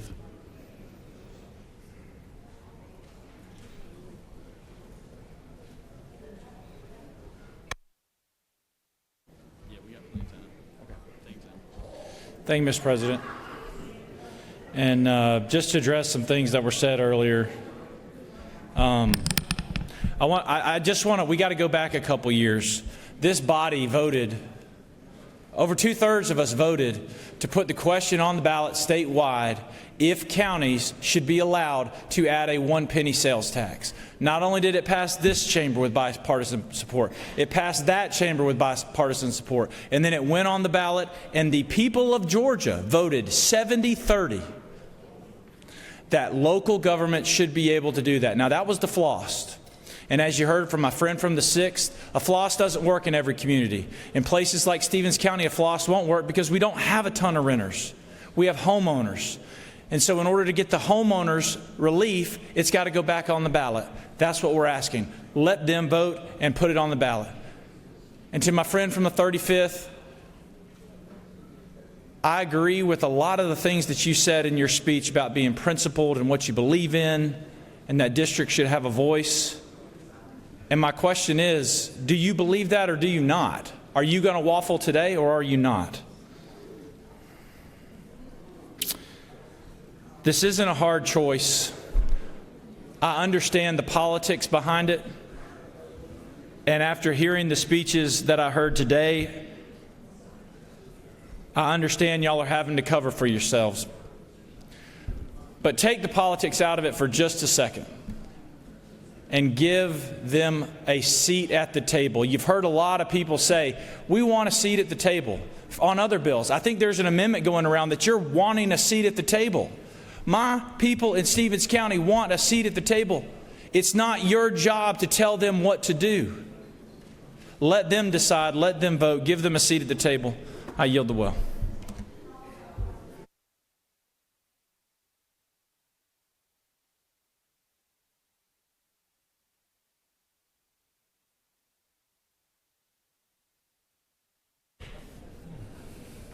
Is there objection to agreeing to the report of committee which is favorable to the passage of the bill? Chair hears none. The report of committee is agreed to. Is there objection to the main question being ordered? Chair hears none. The main question is ordered. The question is on the passage of the bill. All those in favor of the bill vote yea. All opposed nay. Secretary, unlock the machine.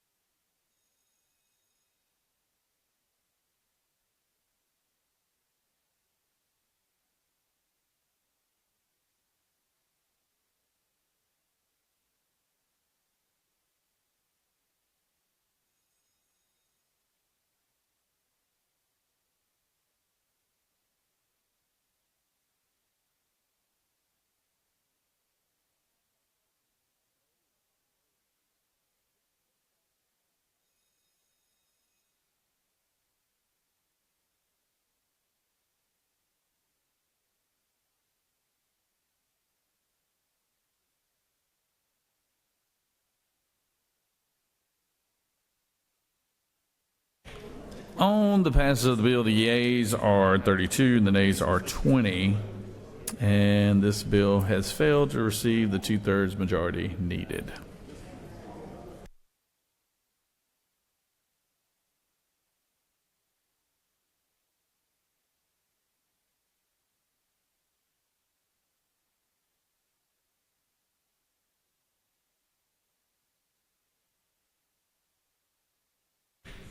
All right. So the elections bill is being printed and distributed to everybody's desk. Everybody got one? Okay. Y'all ready to take it up now? Okay. Let's go. Secretary, read the caption. Mr. President, the following message was received from the House through Mr. Riley, the clerk thereof. Mr. President, the House has passed by substitute the requisite constitutional majority this following bill of the Senate. Senate Bill 3EX by Senator Burns of the 23rd and others. A bill to be entitled an act to amend Chapter 2 of Title 20 of the Official Code of Georgia Annotated relating to the elections and primaries generally so as to establish the Election Equipment Specifications and Standard Committee to establish the specifications, standards, and requirements for a new uniform system of election equipment, to provide for reporting, to provide for the extent to which the Secretary of State is authorized to provide for the selection, certification, or procurement of the following new uniform system of the election equipment, to declare certain actions void and ultra vires, to amend an act relating to elections and primaries provided May 6, 2024, Senate Bill 189, so as to revise an effective date, to provide for related matters, to provide for an effective date, to repeal conflicting laws, and for other purposes.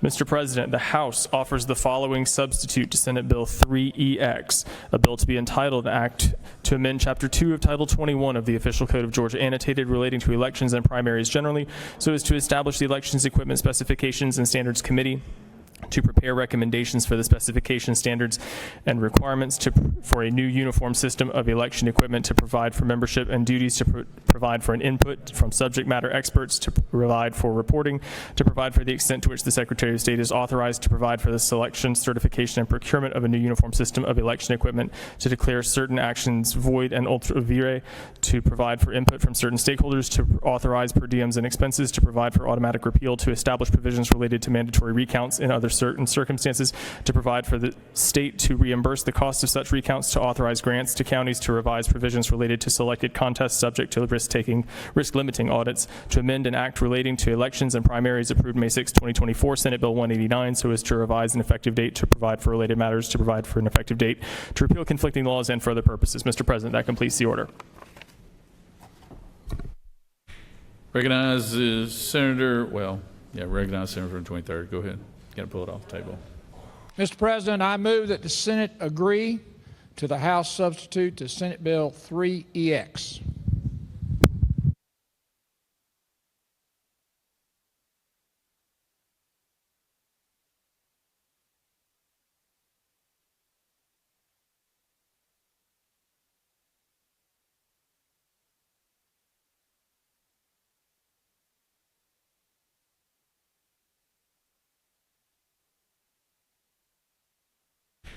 Senator from 22nd.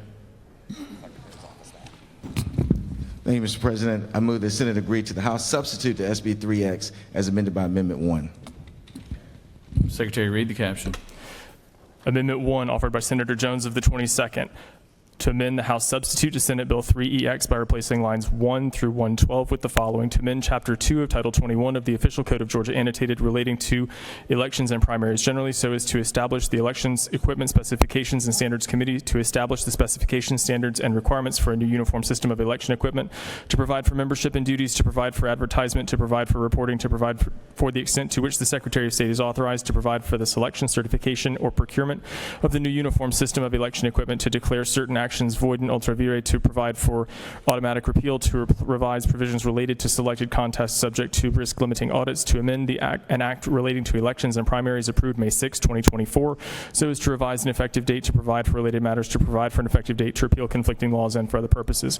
Mr. President, Senator Jones and Senator Jackson offer the following Amendment 1A, to amend the amendment to Senate Bill 3EX by deleting "and" on line 25, by replacing the period on line 27 with a semicolon, by inserting on line 27, following line 27, the following: 4, one member of the House of Representatives to be appointed by the minority leader of the House of Representatives, and 5, one member of the Senate appointed by the minority leader of the Senate. Mr. President, that completes the order.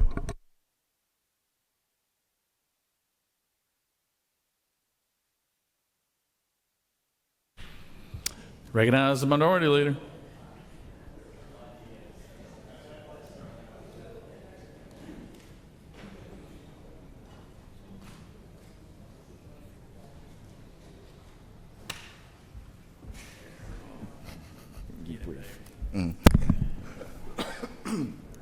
I'll be brief, Mr. President. I stand in support in this amendment because of the fact of the matter is that we have persons on both sides of this issue that to some extent do not trust the process. I believe everyone actually should trust the process, as it makes no sense when we start talking about election interference that we have selective interference apparently. We selectively supposedly interference on one year, but then we don't on the next year. We selectively interference on one race, but not on other races, which are just as important. So I believe people actually ought to have faith in our elections. They're free and secure, and have been.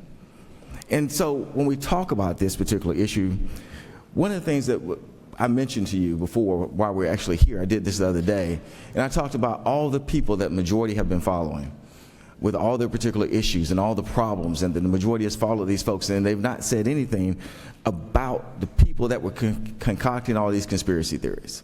And we talked about that. And one of the things one senator, I believe from the 37th, came and told me and said, well, here's the key. The election was certified. And it was. It was certified because it was free, it was fair, it was accurate. Of course it was certified.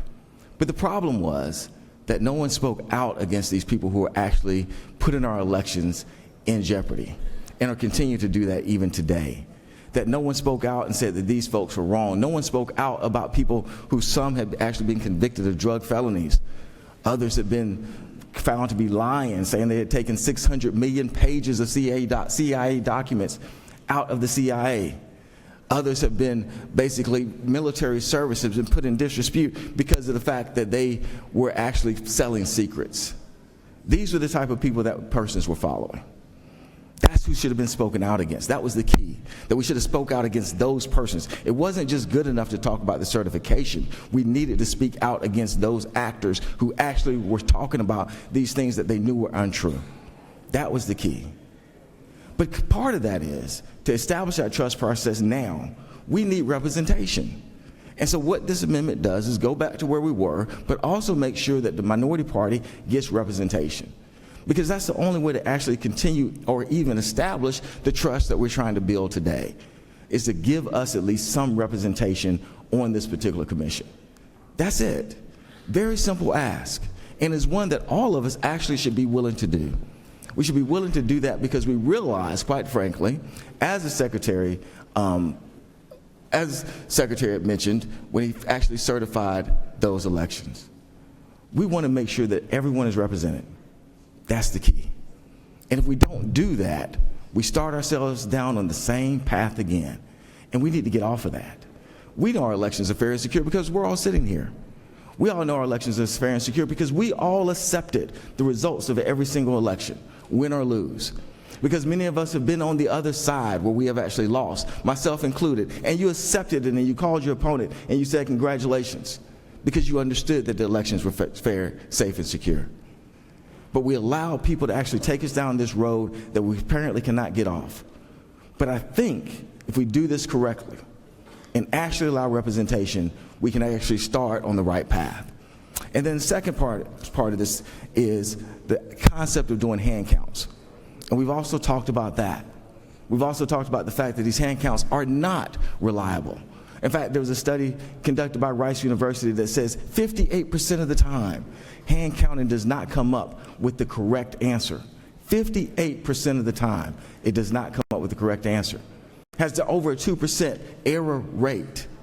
There have been counties that actually have discussed going to hand counting and realized that it would take too long to actually do that. There have been counties that said, we're going to do the hand count. But once they started doing it, they realized it would take entirely too long, cost too much, and also that you had these error rates that existed. and their position was, we need to go back. We need to leave hand counting alone. So we do not actually need to go to hand counting and then say, well, we'll pick the one based on the hand count, which is correct. When we know that the hand count has 2 to 3% error rate, and we also know that 58% of the time, according to just one study, it's not going to be correct. So we don't need to do that, whether it's pre-certification or post-certification. That is not something that we should do. And so today we're here with 2 requests. Not do hand counting, which we know actually is not reliable. We know it has issues. And we know that it actually is only succumbing to persons who have talked about elections not being fair, safe, and secure. And we should not give into those conversations. And then the second aspect of it is that we say to actually put us on the right path, to actually start on a path to where we can get our citizens actually trusting the process, one that we all know because we accept those processes. If we can do that, we need representation. These amendments actually do that. They actually solve both of those crises. Representation solves the issue to now we actually have a full understanding of what we're doing. To now we can trust each other on some level to say, yes, we're at the table, we're actually discussing these things. We'll make sure that those persons who should not be at the table discussing these items will not be there. So everyone that's there talking about this will be reputable. Everyone that is talking about our elections will be someone that we can trust. The minority party will help ensure that. And then secondly, why go to a system that we know actually has error rate? Whether it's studies or actually real-time counties doing the counting, we see it actually happen.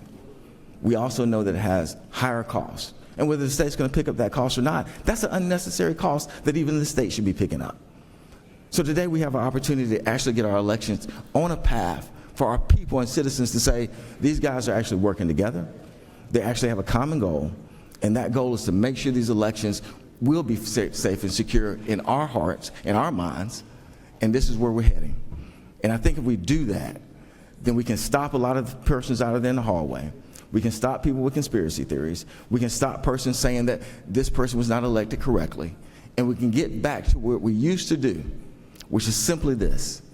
If you win or lose an election, everyone calls their opponents, they say, good job, and you move on. And you continue to believe in the democracy that we are. And with that, I yield the well, Mr. President.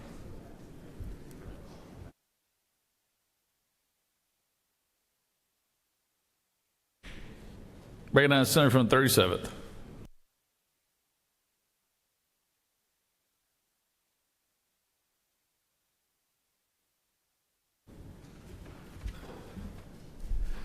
Mr. President, ladies and gentlemen of the Senate, I rise today in support of Amendment 1A. I think throughout this process, there was an expectation that there'd be bipartisan representation on whatever committee is established to pick election technology. But I can tell you, putting it in statute gives us that certainty and sends the message to citizens of Georgia that this is a fair process, that should there be Republican leadership or otherwise, something we can be very proud of. I was, in the 2018 session, had a bill to bring about a next step for election technology in Georgia that the Dean of the House, Calvin Smyer, was a co-sponsor of mine on. We worked very hard in my Science and Technology Committee in 2017 in the House to really analyze the technology before anyone had ever heard the name of heard the name of a company called Dominion Voting Systems or Hard InterCivic or others. We were trying to do our homework so that we could, in a deliberate and thoughtful way, go about the process of picking the best technology for Georgia, but that would also guarantee a hard copy paper ballot at the end that could be counted. What broke my heart late in that session was that this bipartisan effort I had been leading, I was approached a couple days before crossover and was told that the minority party couldn't be with me anymore, that we couldn't come together on election technology, that there were national interests that just wouldn't let that happen. And the bipartisan coalition I was trying to build had fallen apart on me a couple days before crossover. I believed in it then, and I believe in it now. I believe that the leadership of the state's going to pick a technology that works for all Georgians. I believe that all perspectives are meaningful in making this decision. And I think it's a very, very small step to say, give certainty to Georgians that Senate Bill 1A, that you have both Republican and Democrat representation on this committee that will select the technology, be present. Only thing I would ask to my friend, the senator from the 22nd, who offered the amendment, it's signed by the senator from the 22nd, the senator from the 41st. I would have loved to have been offered the opportunity to be on this amendment, which I shall join with my green vote, but it's a small step, friends, that gives us certainty, and I would ask your support on Amendment 1A so that Georgians have confidence this is an open, bipartisan process of selecting the technology so that they, the citizens, can select our leaders. With that, Mr. President, I yield the will. Right now, Senator from the 14th.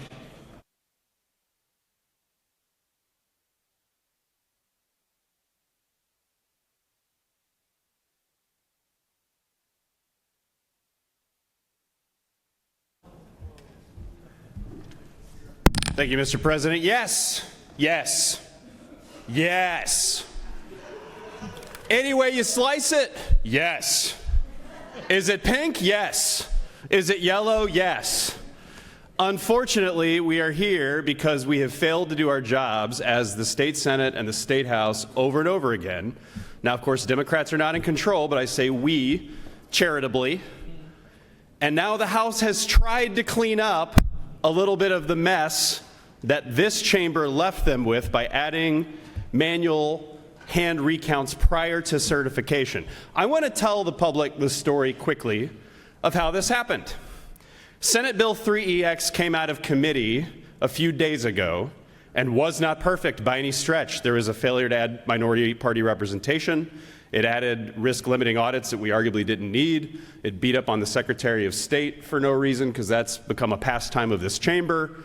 And yet, I was thinking about voting yes, and the reason is that Georgia and the United States of America writ large desperately needs adults right now. The QR code deadline of July 1st, if this chamber did not fix this issue, was threatening to send us to court. If we don't fix this by July 1st, we'll have a problem. Congressional District 13 has a special election that's coming up soon. Obviously, we have November elections. I will be participating in those. But we have tons of races that would be thrown into question: the timing, the electorate, the turnout, total chaos and uncertainty if this were to go to litigation. So that's why many election experts, the real ones, and lots of interested parties have just begged the House and the Senate to do something. Just pass a fix. Kick out the QR code deadline. We'll talk about hand-marked paper ballots later. But right now, we just need to handle the impending legal crisis that is on our hands. And folks, whether you vote for the yellow version, which my caucus has proposed, which I think is really good policy, all things considered, or whether you vote for the pink version, which reverts back to the House version as passed, I urge a yes vote. Because it's time to do what we came here to do and not get chopped up by partisan infighting of any kind. Here's what happened. Friday of last week, the senator from the 27th was whipping votes within the Republican caucus against this bill. The senator from the 27th was trying to get the majority party not to fix this problem because he wants it to go to court. He wants there to be uncertainty. He wants people not to trust the results of validly held elections. And there were election deniers in the hallway on Saturday who were urging a no vote on this bill. Sometimes you know where you stand by who's against something. And in that case, you had somebody who has profited from election denier lies politically and has now gotten nominated on the basis of them, plus election deniers in the hallway who are all saying the same thing: don't fix the problem. So that bill got out of here a little clunky on Saturday. The House, obviously thrilled with the Senate's progress, did what they could to limit the amount of election denier damage to the bill. But dear God, we have to fix this problem. And today I genuinely don't care if you are a Democrat or if you are a Republican. This is so much bigger than partisanship. And that's not always true. I think sometimes our party affiliations are useful for signaling which values are at stake in a policy debate or discussion, but not today. Today, the people of Georgia need us to create a landscape for Georgia election law that is predictable and consistent and fair. And let me tell you something really funny about this bill. The pink version on line 70, from line 70 to line 75, do you know what it says? The House version says that no election is allowed to have a result where the first place finisher gets more than 0.5% more than the second place finisher. It bans election results that aren't within 0.5%. That's literally what it says. But this is not Legislative Council's fault, because they were put in an impossible position, which was to fix our problem and to be the adult on about a 5-minute time frame. Legislative Council worked their butt off on this, did the very best they could. The whole building, we're all here. The troopers in the hallway, the staff, everybody's here over Father's Day weekend, Juneteenth weekend, to try to clean up our mistakes because we can't get it together to do the obvious thing to make sure that Georgia law stays consistent when we need it to the most. But I'm voting yes for a version that has a clerical error in it that bans election results, basically every election result. And the reason I'm voting for it is because I have confidence that the Supreme Court would strike down that provision as absurd, and it would not interfere with the normal operation of the bill. But folks, that's the position we're left in, is that to be the adult in the room on this vote, you have to look past Circus A, Circus B, and do the right thing for Georgia. And I'll defend this vote till the day I die. We have to stop election denial in the state of Georgia. We have to stop Trump's lies. And the way to do that today is to vote for the operation of good government. I urge a yes vote. Thank you very much, colleagues.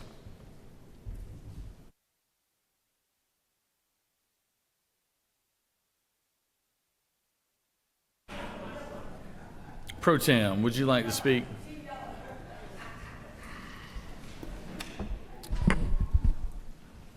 Good morning. I appreciate the senator from the 14th agreeing to support this bill. We have worked tirelessly on this. Chairman, the senator from the 23rd has been a leader on this issue for the Senate. We worked closely with our partners in the House, but the senator from the 27th has been a champion for securing elections and has been a honest broker in this process. His concern is that we get this right for all Georgians, and he has worked closely with our caucus. He's very knowledgeable on the issues, and we've had some robust debates in our caucus. We've met for hours and hours since we came back up for this special session. He's been a good party to that process all the way, and to characterize him as trying to whip votes against this bill is just patently false. So I want to correct the record for that. He's been a great colleague in this process. This has been difficult. We were here past 9 o'clock last night, meeting with House leadership, and all the people involved in this want to get it right for the people of Georgia. I think the measure in front of you does that. I'm proud of it, and I hope we will have a unanimous support for this good piece of legislation. Thank you.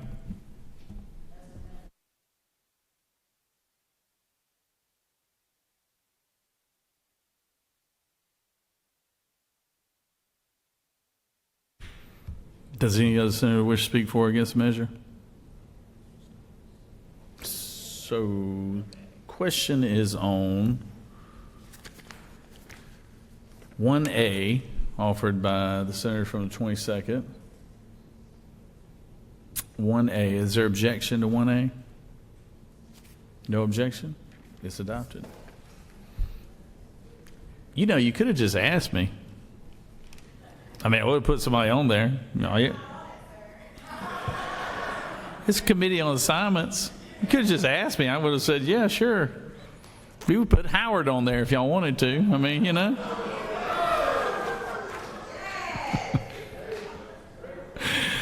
Oh, man. All right. It's on adoption of Amendment 1 authored by the senator from the 22nd. Is there objection? There is objection from Senator from the 29th. All those in favor of Amendment 1 will vote yea. All opposed, nay. Secretary, unlock the machine.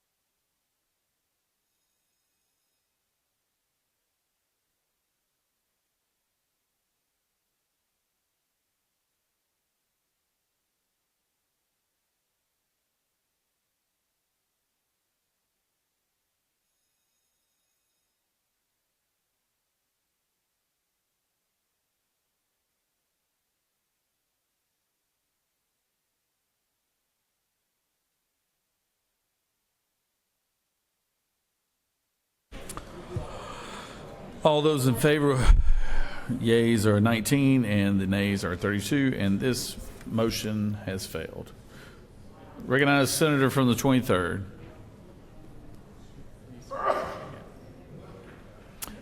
Senator, you have to make a motion.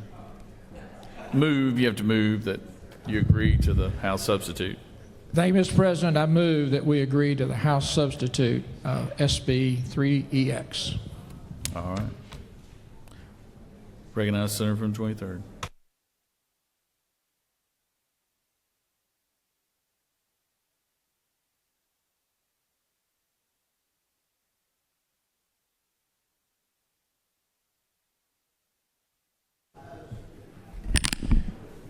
Thank you, Mr. President. Colleagues, the hour has arrived.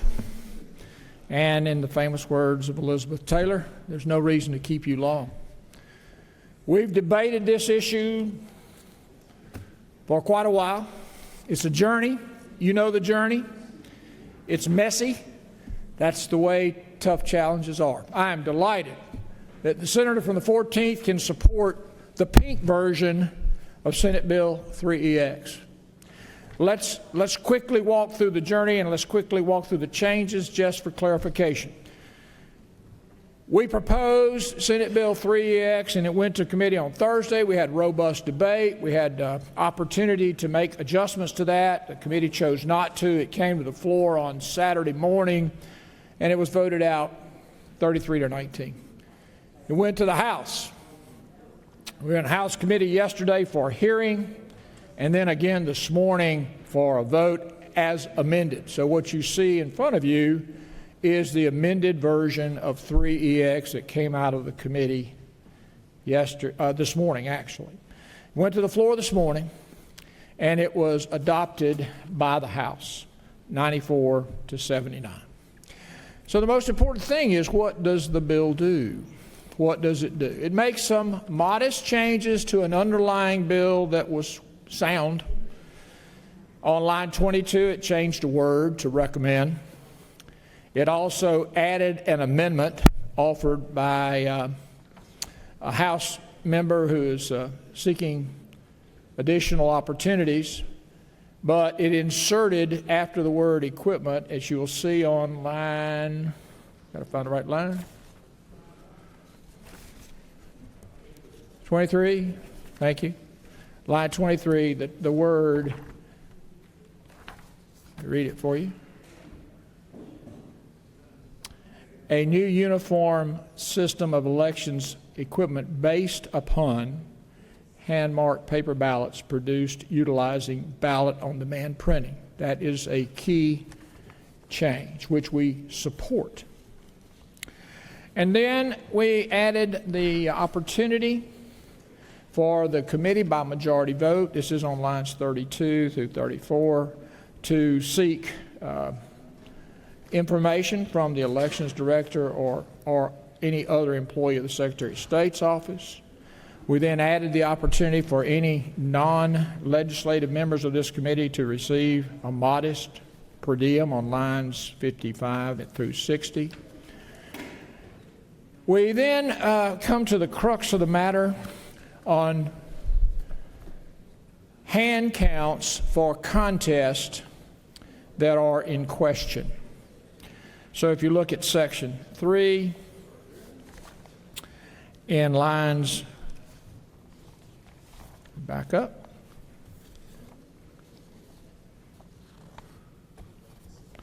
section 2 in lines in section 2 in lines 70 through 77, it determines that notwithstanding provisions of this subsection to the contrary, any qualified contest that appears first or second on the ballot with a difference between the number of votes of the candidate declared or elected office, the contest must be more than 1/2%. So anything falling in less than 1/2%, there would be triggered an automatic hand count to verify the election. That's a key provision that the House recommended and that we can accept. It ensures that every race at the top of the ticket, governor, lieutenant governor, if they are close, we will do a physical hand count to resolve any differences. And it says in line 77, the Secretary of State shall direct that a manual recount of ballots be cast. If the recount does not confirm the tabulation by the machine, then we reference the code section 21-2-493 to resolve that. Finally, the risk limiting audit section is number 3, section 3. It expands the use of risk limiting audits. It allows us to ensure that our elections are safe and secure. When I get challenged by my constituents about legislation and about priorities and about the challenges that we face, I always give them a math lesson. And I ask them a very simple question, and that question is, what is 91 plus 29 plus 1? What is 91 plus 29 plus 1? It means it's law. The House needed 91 votes to pass this legislation. They received 94. It is now up to the Senate to accept the recommendations of the House and adopt this legislation and pass it with a majority of members present. It has to be 29 or more. I want to thank our leadership in the Senate, our leadership in the House.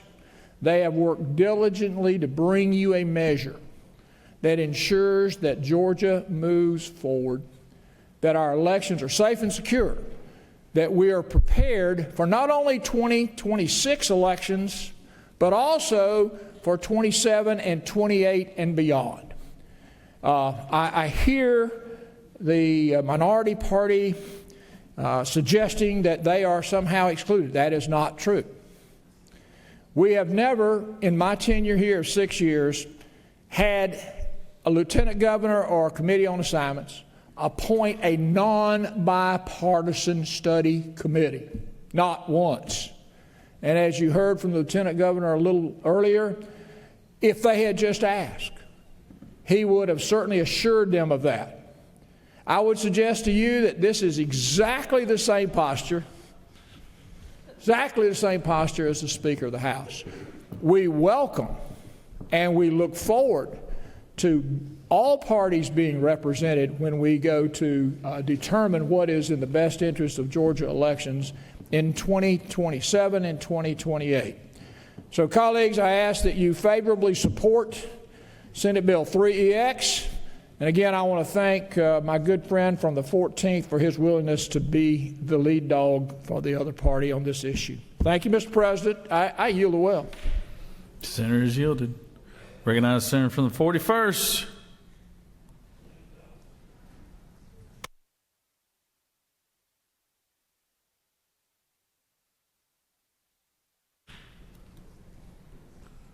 Senator, let me remind you, like most of your church sermons, your audience likes to be out by 12. Mr. President, I'm an Episcopalian, so I know how to keep it tight. I rise really today to simply remind people that we have asked. We have asked for representation over and over to be codified in law. It's incredibly demeaning, actually, to suggest that we have to go to the head dog and ask him to make a handshake deal, to maybe, please, sir, give us representation. It's actually demeaning, because all that was required was for you to add one simple line in the text that showed that Democrats have dignity. We were asking simply for representation and dignity. It should not require us to have to go into a back room and ask and beg, please, please, sir, will you give us representation? No, we have asked for you to put it in law, codify it. Respect the minority party enough to write it in words in the law. That's what we've asked. Now, clearly, the majority party has determined that they don't want to do that, and they're not willing to do that. And the majority party talks about how we got together and we've come to a reasonable agreement. And it's true. They, the Republicans, have gotten together, reasoned with one another across both chambers, and come to an agreement. But many of us in this room still remain steadfast and clear that in order to have fair elections moving forward, in order to build trust, in order for Georgians to trust the future system of voting, we need to have minority representation. That's what's good for Georgia, and so we stand steadfast in that. But here's the other piece. Democrats have time and time again shown our ability and our willingness to be the grown-ups in the room. And so we will. We will be good people who help govern to move us forward. Democrats will do that. Because fundamentally, we know that protecting our election system as it stands is absolutely essential. But please do not mistake a few yes votes for consent to our indignity. Please do not confuse a few of us who will vote yes to be the grown-ups in the room as saying yes to disrespect. Because that's not what those votes mean. Instead, those votes are simply saying we are the grown-ups in the room and we want to make sure we move forward with fair and safe elections, and that is it. But we remain adamant and steadfast and committed to our request and our demand for representation as we move forward in choosing the process and the systems that we will have moving forward. With that, I yield the well.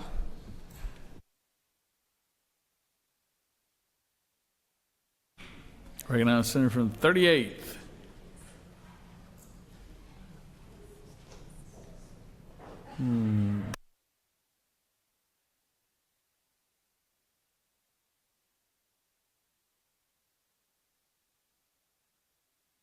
Thank you, Mr. President. I did not plan on getting up to speak, but I had some questions for the author and was not able to ask those questions, so I'm going to voice my concern about this bill here. First off, our minority leader shared that 58% of the time hand recounts get it wrong. And yet we're getting ready to pass a bill that says that hand recounts will be held if there is a close difference in the race. One of the questions I had was on this bill, it says that if they differ and the original count was incorrect, the returns and all papers prepared by the superintendents of the Secretary of State shall be corrected. And my question was, what was the section that it's referring to here where it says subsection I of code section 21-2, that's 493, and the results recertified? I would hope and I would love for the author to speak to that when he closes debate, if he does. Secondly, my colleague from the 27th has been quite quiet during this special session. There is video of him being on record saying machines are more reliable than my hand when it comes to marking something. I would use the logic in my head to say that should also apply to hand recounts. If you're saying that about machines and marking ballots, that same logic should apply when we're recounting by hand and the fact that humans are going to make errors. And now we're being told to vote for a bill that is going to allow that to be the record. And then further concern that I have, and I respect my colleague from the 14th, I don't understand why we're being asked to vote for a bill that has an error and we're being told to trust the courts.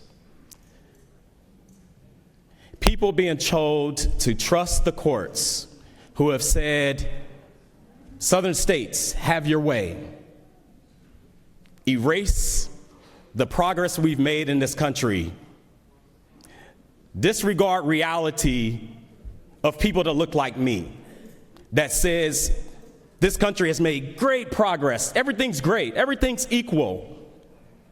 My colleague from the 9th already shared the disparities that are in our housing. There are disparities in education, disparities in economic outcomes. But yet we should pass a bill that says trust the courts, they'll get it right. Well, I will argue that people are very selective in challenging the outcome of elections. What happens if Keisha Lance Bottoms comes up on top and it's by 0.2%? Trust the courts. I cannot support a bill that we already know has incorrect language in it. And so I will not be part of the few. I am honestly tired of being the adults in the room.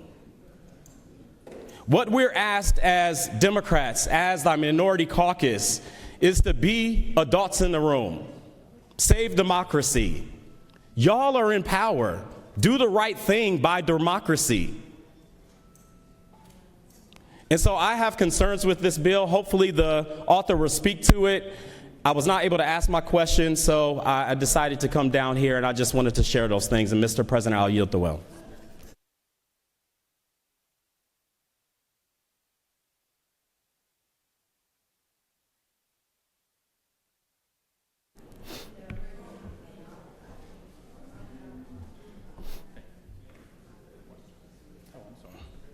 You have a couple questions, Senator. Recognize Senator from the 28th. Thank you, Mr. President.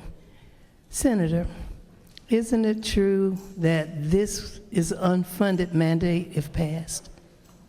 Well, my understanding is there were some changes made to allow for the state to cover the cost of the recounts, if I'm not correct. I'm not the author of the bill, okay. But I will defer to the author to I be able know to that many of the different counties that I represent said that no matter what they're paying, they're going to still have to get money from them to add to it, and maybe even twice as much as what the state is giving. And also, isn't it true that we didn't get a fiscal note? That is accurate. There's no fiscal note to this bill. And lastly, isn't it true that what many people say about even this session right now, but this particular bill too, is a complete waste of state money? The lady knows what she speaks. Thank you. Recognize the Senator from the 14th. Mr. President. Thank you, Mr. President. The Senator yield for a series of questions. I do. Thank you. Okay, so the first question I have is, I think in your speech when you said trust the courts, you're referring to my comments from the well that I expect the Supreme Court of Georgia rule a certain way, correct? That's right. Okay, you would agree with me the United States Supreme Court is the one that decided Calais and gutted black voting rights across the South, correct? Absolutely, and I know that cases, if they're challenged, will end up to the United States Supreme Court that made that decision. Okay, but you would agree with me, Senator, that this is a question of Georgia statutory law, which means that the final authority on it, absent the existence of a federal question, would be the Supreme Court of Georgia, correct? I still do not trust the Supreme Court of Georgia. Okay, and I want to further plumb that. right. So my question to you is, the provision in question on lines 70 through 75 is a clerical error that says that no election result in Georgia is allowed to have a margin outside of 0.5%. You agree with me that's what it says? I agree. Okay, and is it not true that if the Georgia Supreme Court were to uphold the literal language of that provision, they would be banning every election that does not happen to exist within that margin? Correct? Absolutely. And so Okay. my argument is, why are we even passing a bill that has that language in it? Why not correct it? Yeah, go ahead. We have the ability in the state Senate to make amendments on the floor, right? We can make an amendment to correct that. Is that not correct? You don't ask me questions. So the question I want to ask That's you, correct. Senator, the question I want to ask you. That's correct. That's rhetorical. I'll answer my own question. That's fine. correct. The question I want to ask you is your position that you do not trust the Georgia Supreme Court to do the following specifically: to strike down language in a statute as absurd that would mandate that every election result in the state come between 0.5%. You don't trust them to do that, is that correct? I will hold my position that I'm saying I don't think we should pass a bill to rely on the courts to correct it if we can do that right here on this floor right now. But final That's my question, position. Senator, because I do find some of your arguments about trusting courts alarming when it comes to the rule of law. That's fair. Do you not agree with me that there are some instances in which we should trust courts to make certain judgments, and some instances in which maybe our trust is lower, and that in this case, striking down that provision, we can have pretty high confidence that the Georgia Supreme Court would do that? Do you not agree? Yeah, so this will be the final response that I have and final question that I take. As I shared before, you are asking folks to trust courts when courts have ruled against what we expect them to do. They have not done the right thing all the time. And I'm saying, as a body, to make sound decisions, a body that has the ability to correct this error right now if we wanted to, we could do that. And so my point is, we should not be passing a bill and saying trust the courts. Regardless of my beliefs, I, as a state senator, am saying to the other 55 people in this room, if we see an error in this, we should not be saying, hey, trust the courts to get it right. We should fix it so they don't even have to make a decision on this. And so that is my position, and that's why am I imposing this bill. I yield the will. And I'll remind the senator that the reason that we need to vote yes is because we cannot trust the court will manage the election appropriately. Thank you.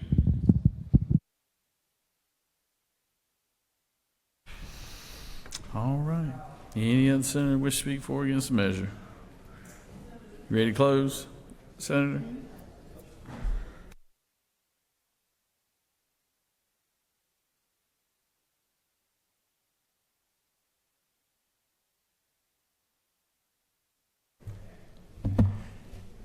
Colleagues, we've heard some challenges to the legislation that's drafted, and I call your attention to line 74. I'm going to back up and read the entire paragraph, line 70. Notwithstanding any provision or subsection of this code section to the contrary, if any qualified contest that appears as the first or second contest on the ballot, the difference between the number of votes received by a candidate who has been declared elected to an office in such qualified contest and the number of votes received by any other candidate or candidates not declared so elected shall not be more than 1/2 of 1%. This is a simple trigger to ensure that close contests have a manual hand count. This is the initial county certification that triggers a full manual hand count that must be done within 15 days of the election and then certified by the Secretary of State. So, I do not see, I'm not an attorney, I wear that badge with honor. I'm not an attorney, but I listen carefully to attorneys who constantly and continually craft legislation for Georgians. And this legislation was drafted appropriately. It was reviewed multiple times. I don't see a legal challenge that would not allow this legislation to be carried out. So, I don't have a problem with line 74. As it comes to the minority's contention that somehow they're not being included, that is absolutely not true. They have constantly been included in the process of developing the legislation and through the committee process. And as I pointed out earlier, there has not been a single instance in the 6 years that I've been in this body where the minority party did not have representation on a study committee or a committee that provided recommendations to the legislature. So, as we close this discussion, I would remind my colleagues on both sides of the aisle that we must put the people of Georgia first. In order to ensure fair and accurate and consistent elections in 2026, and that's what this bill does, it ensures that elections in 2026 are held in an orderly fashion, in a fair fashion, in a fashion that ensures the outcomes are accurate and that the citizens can have confidence in those outcomes. I urge you to support Senate Bill 3EX, and let's close the loop to give the voters of Georgia the assurance that our elections are fair and secure. I continue to welcome minority party input on all legislation and on all recommendations. With that, Mr. President, I yield the well.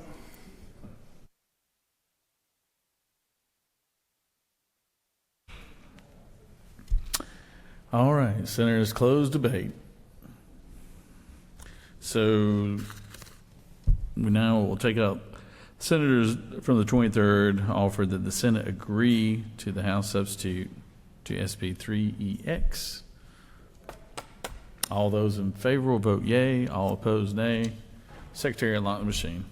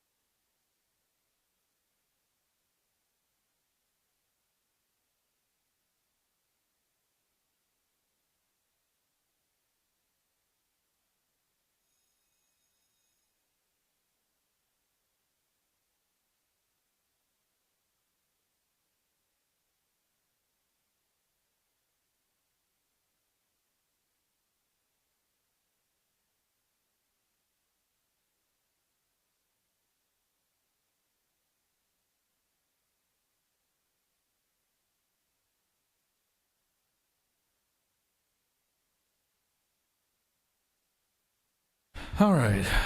On the agree to the House substitute, the yeas are 36, the nays are 16, and this measure has prevailed.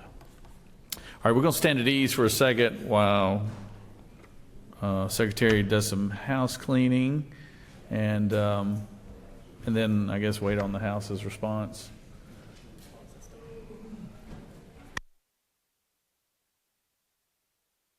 He just needs 5 minutes. So y'all just stay with us 5 minutes, and then we'll be able to adjourn for the day.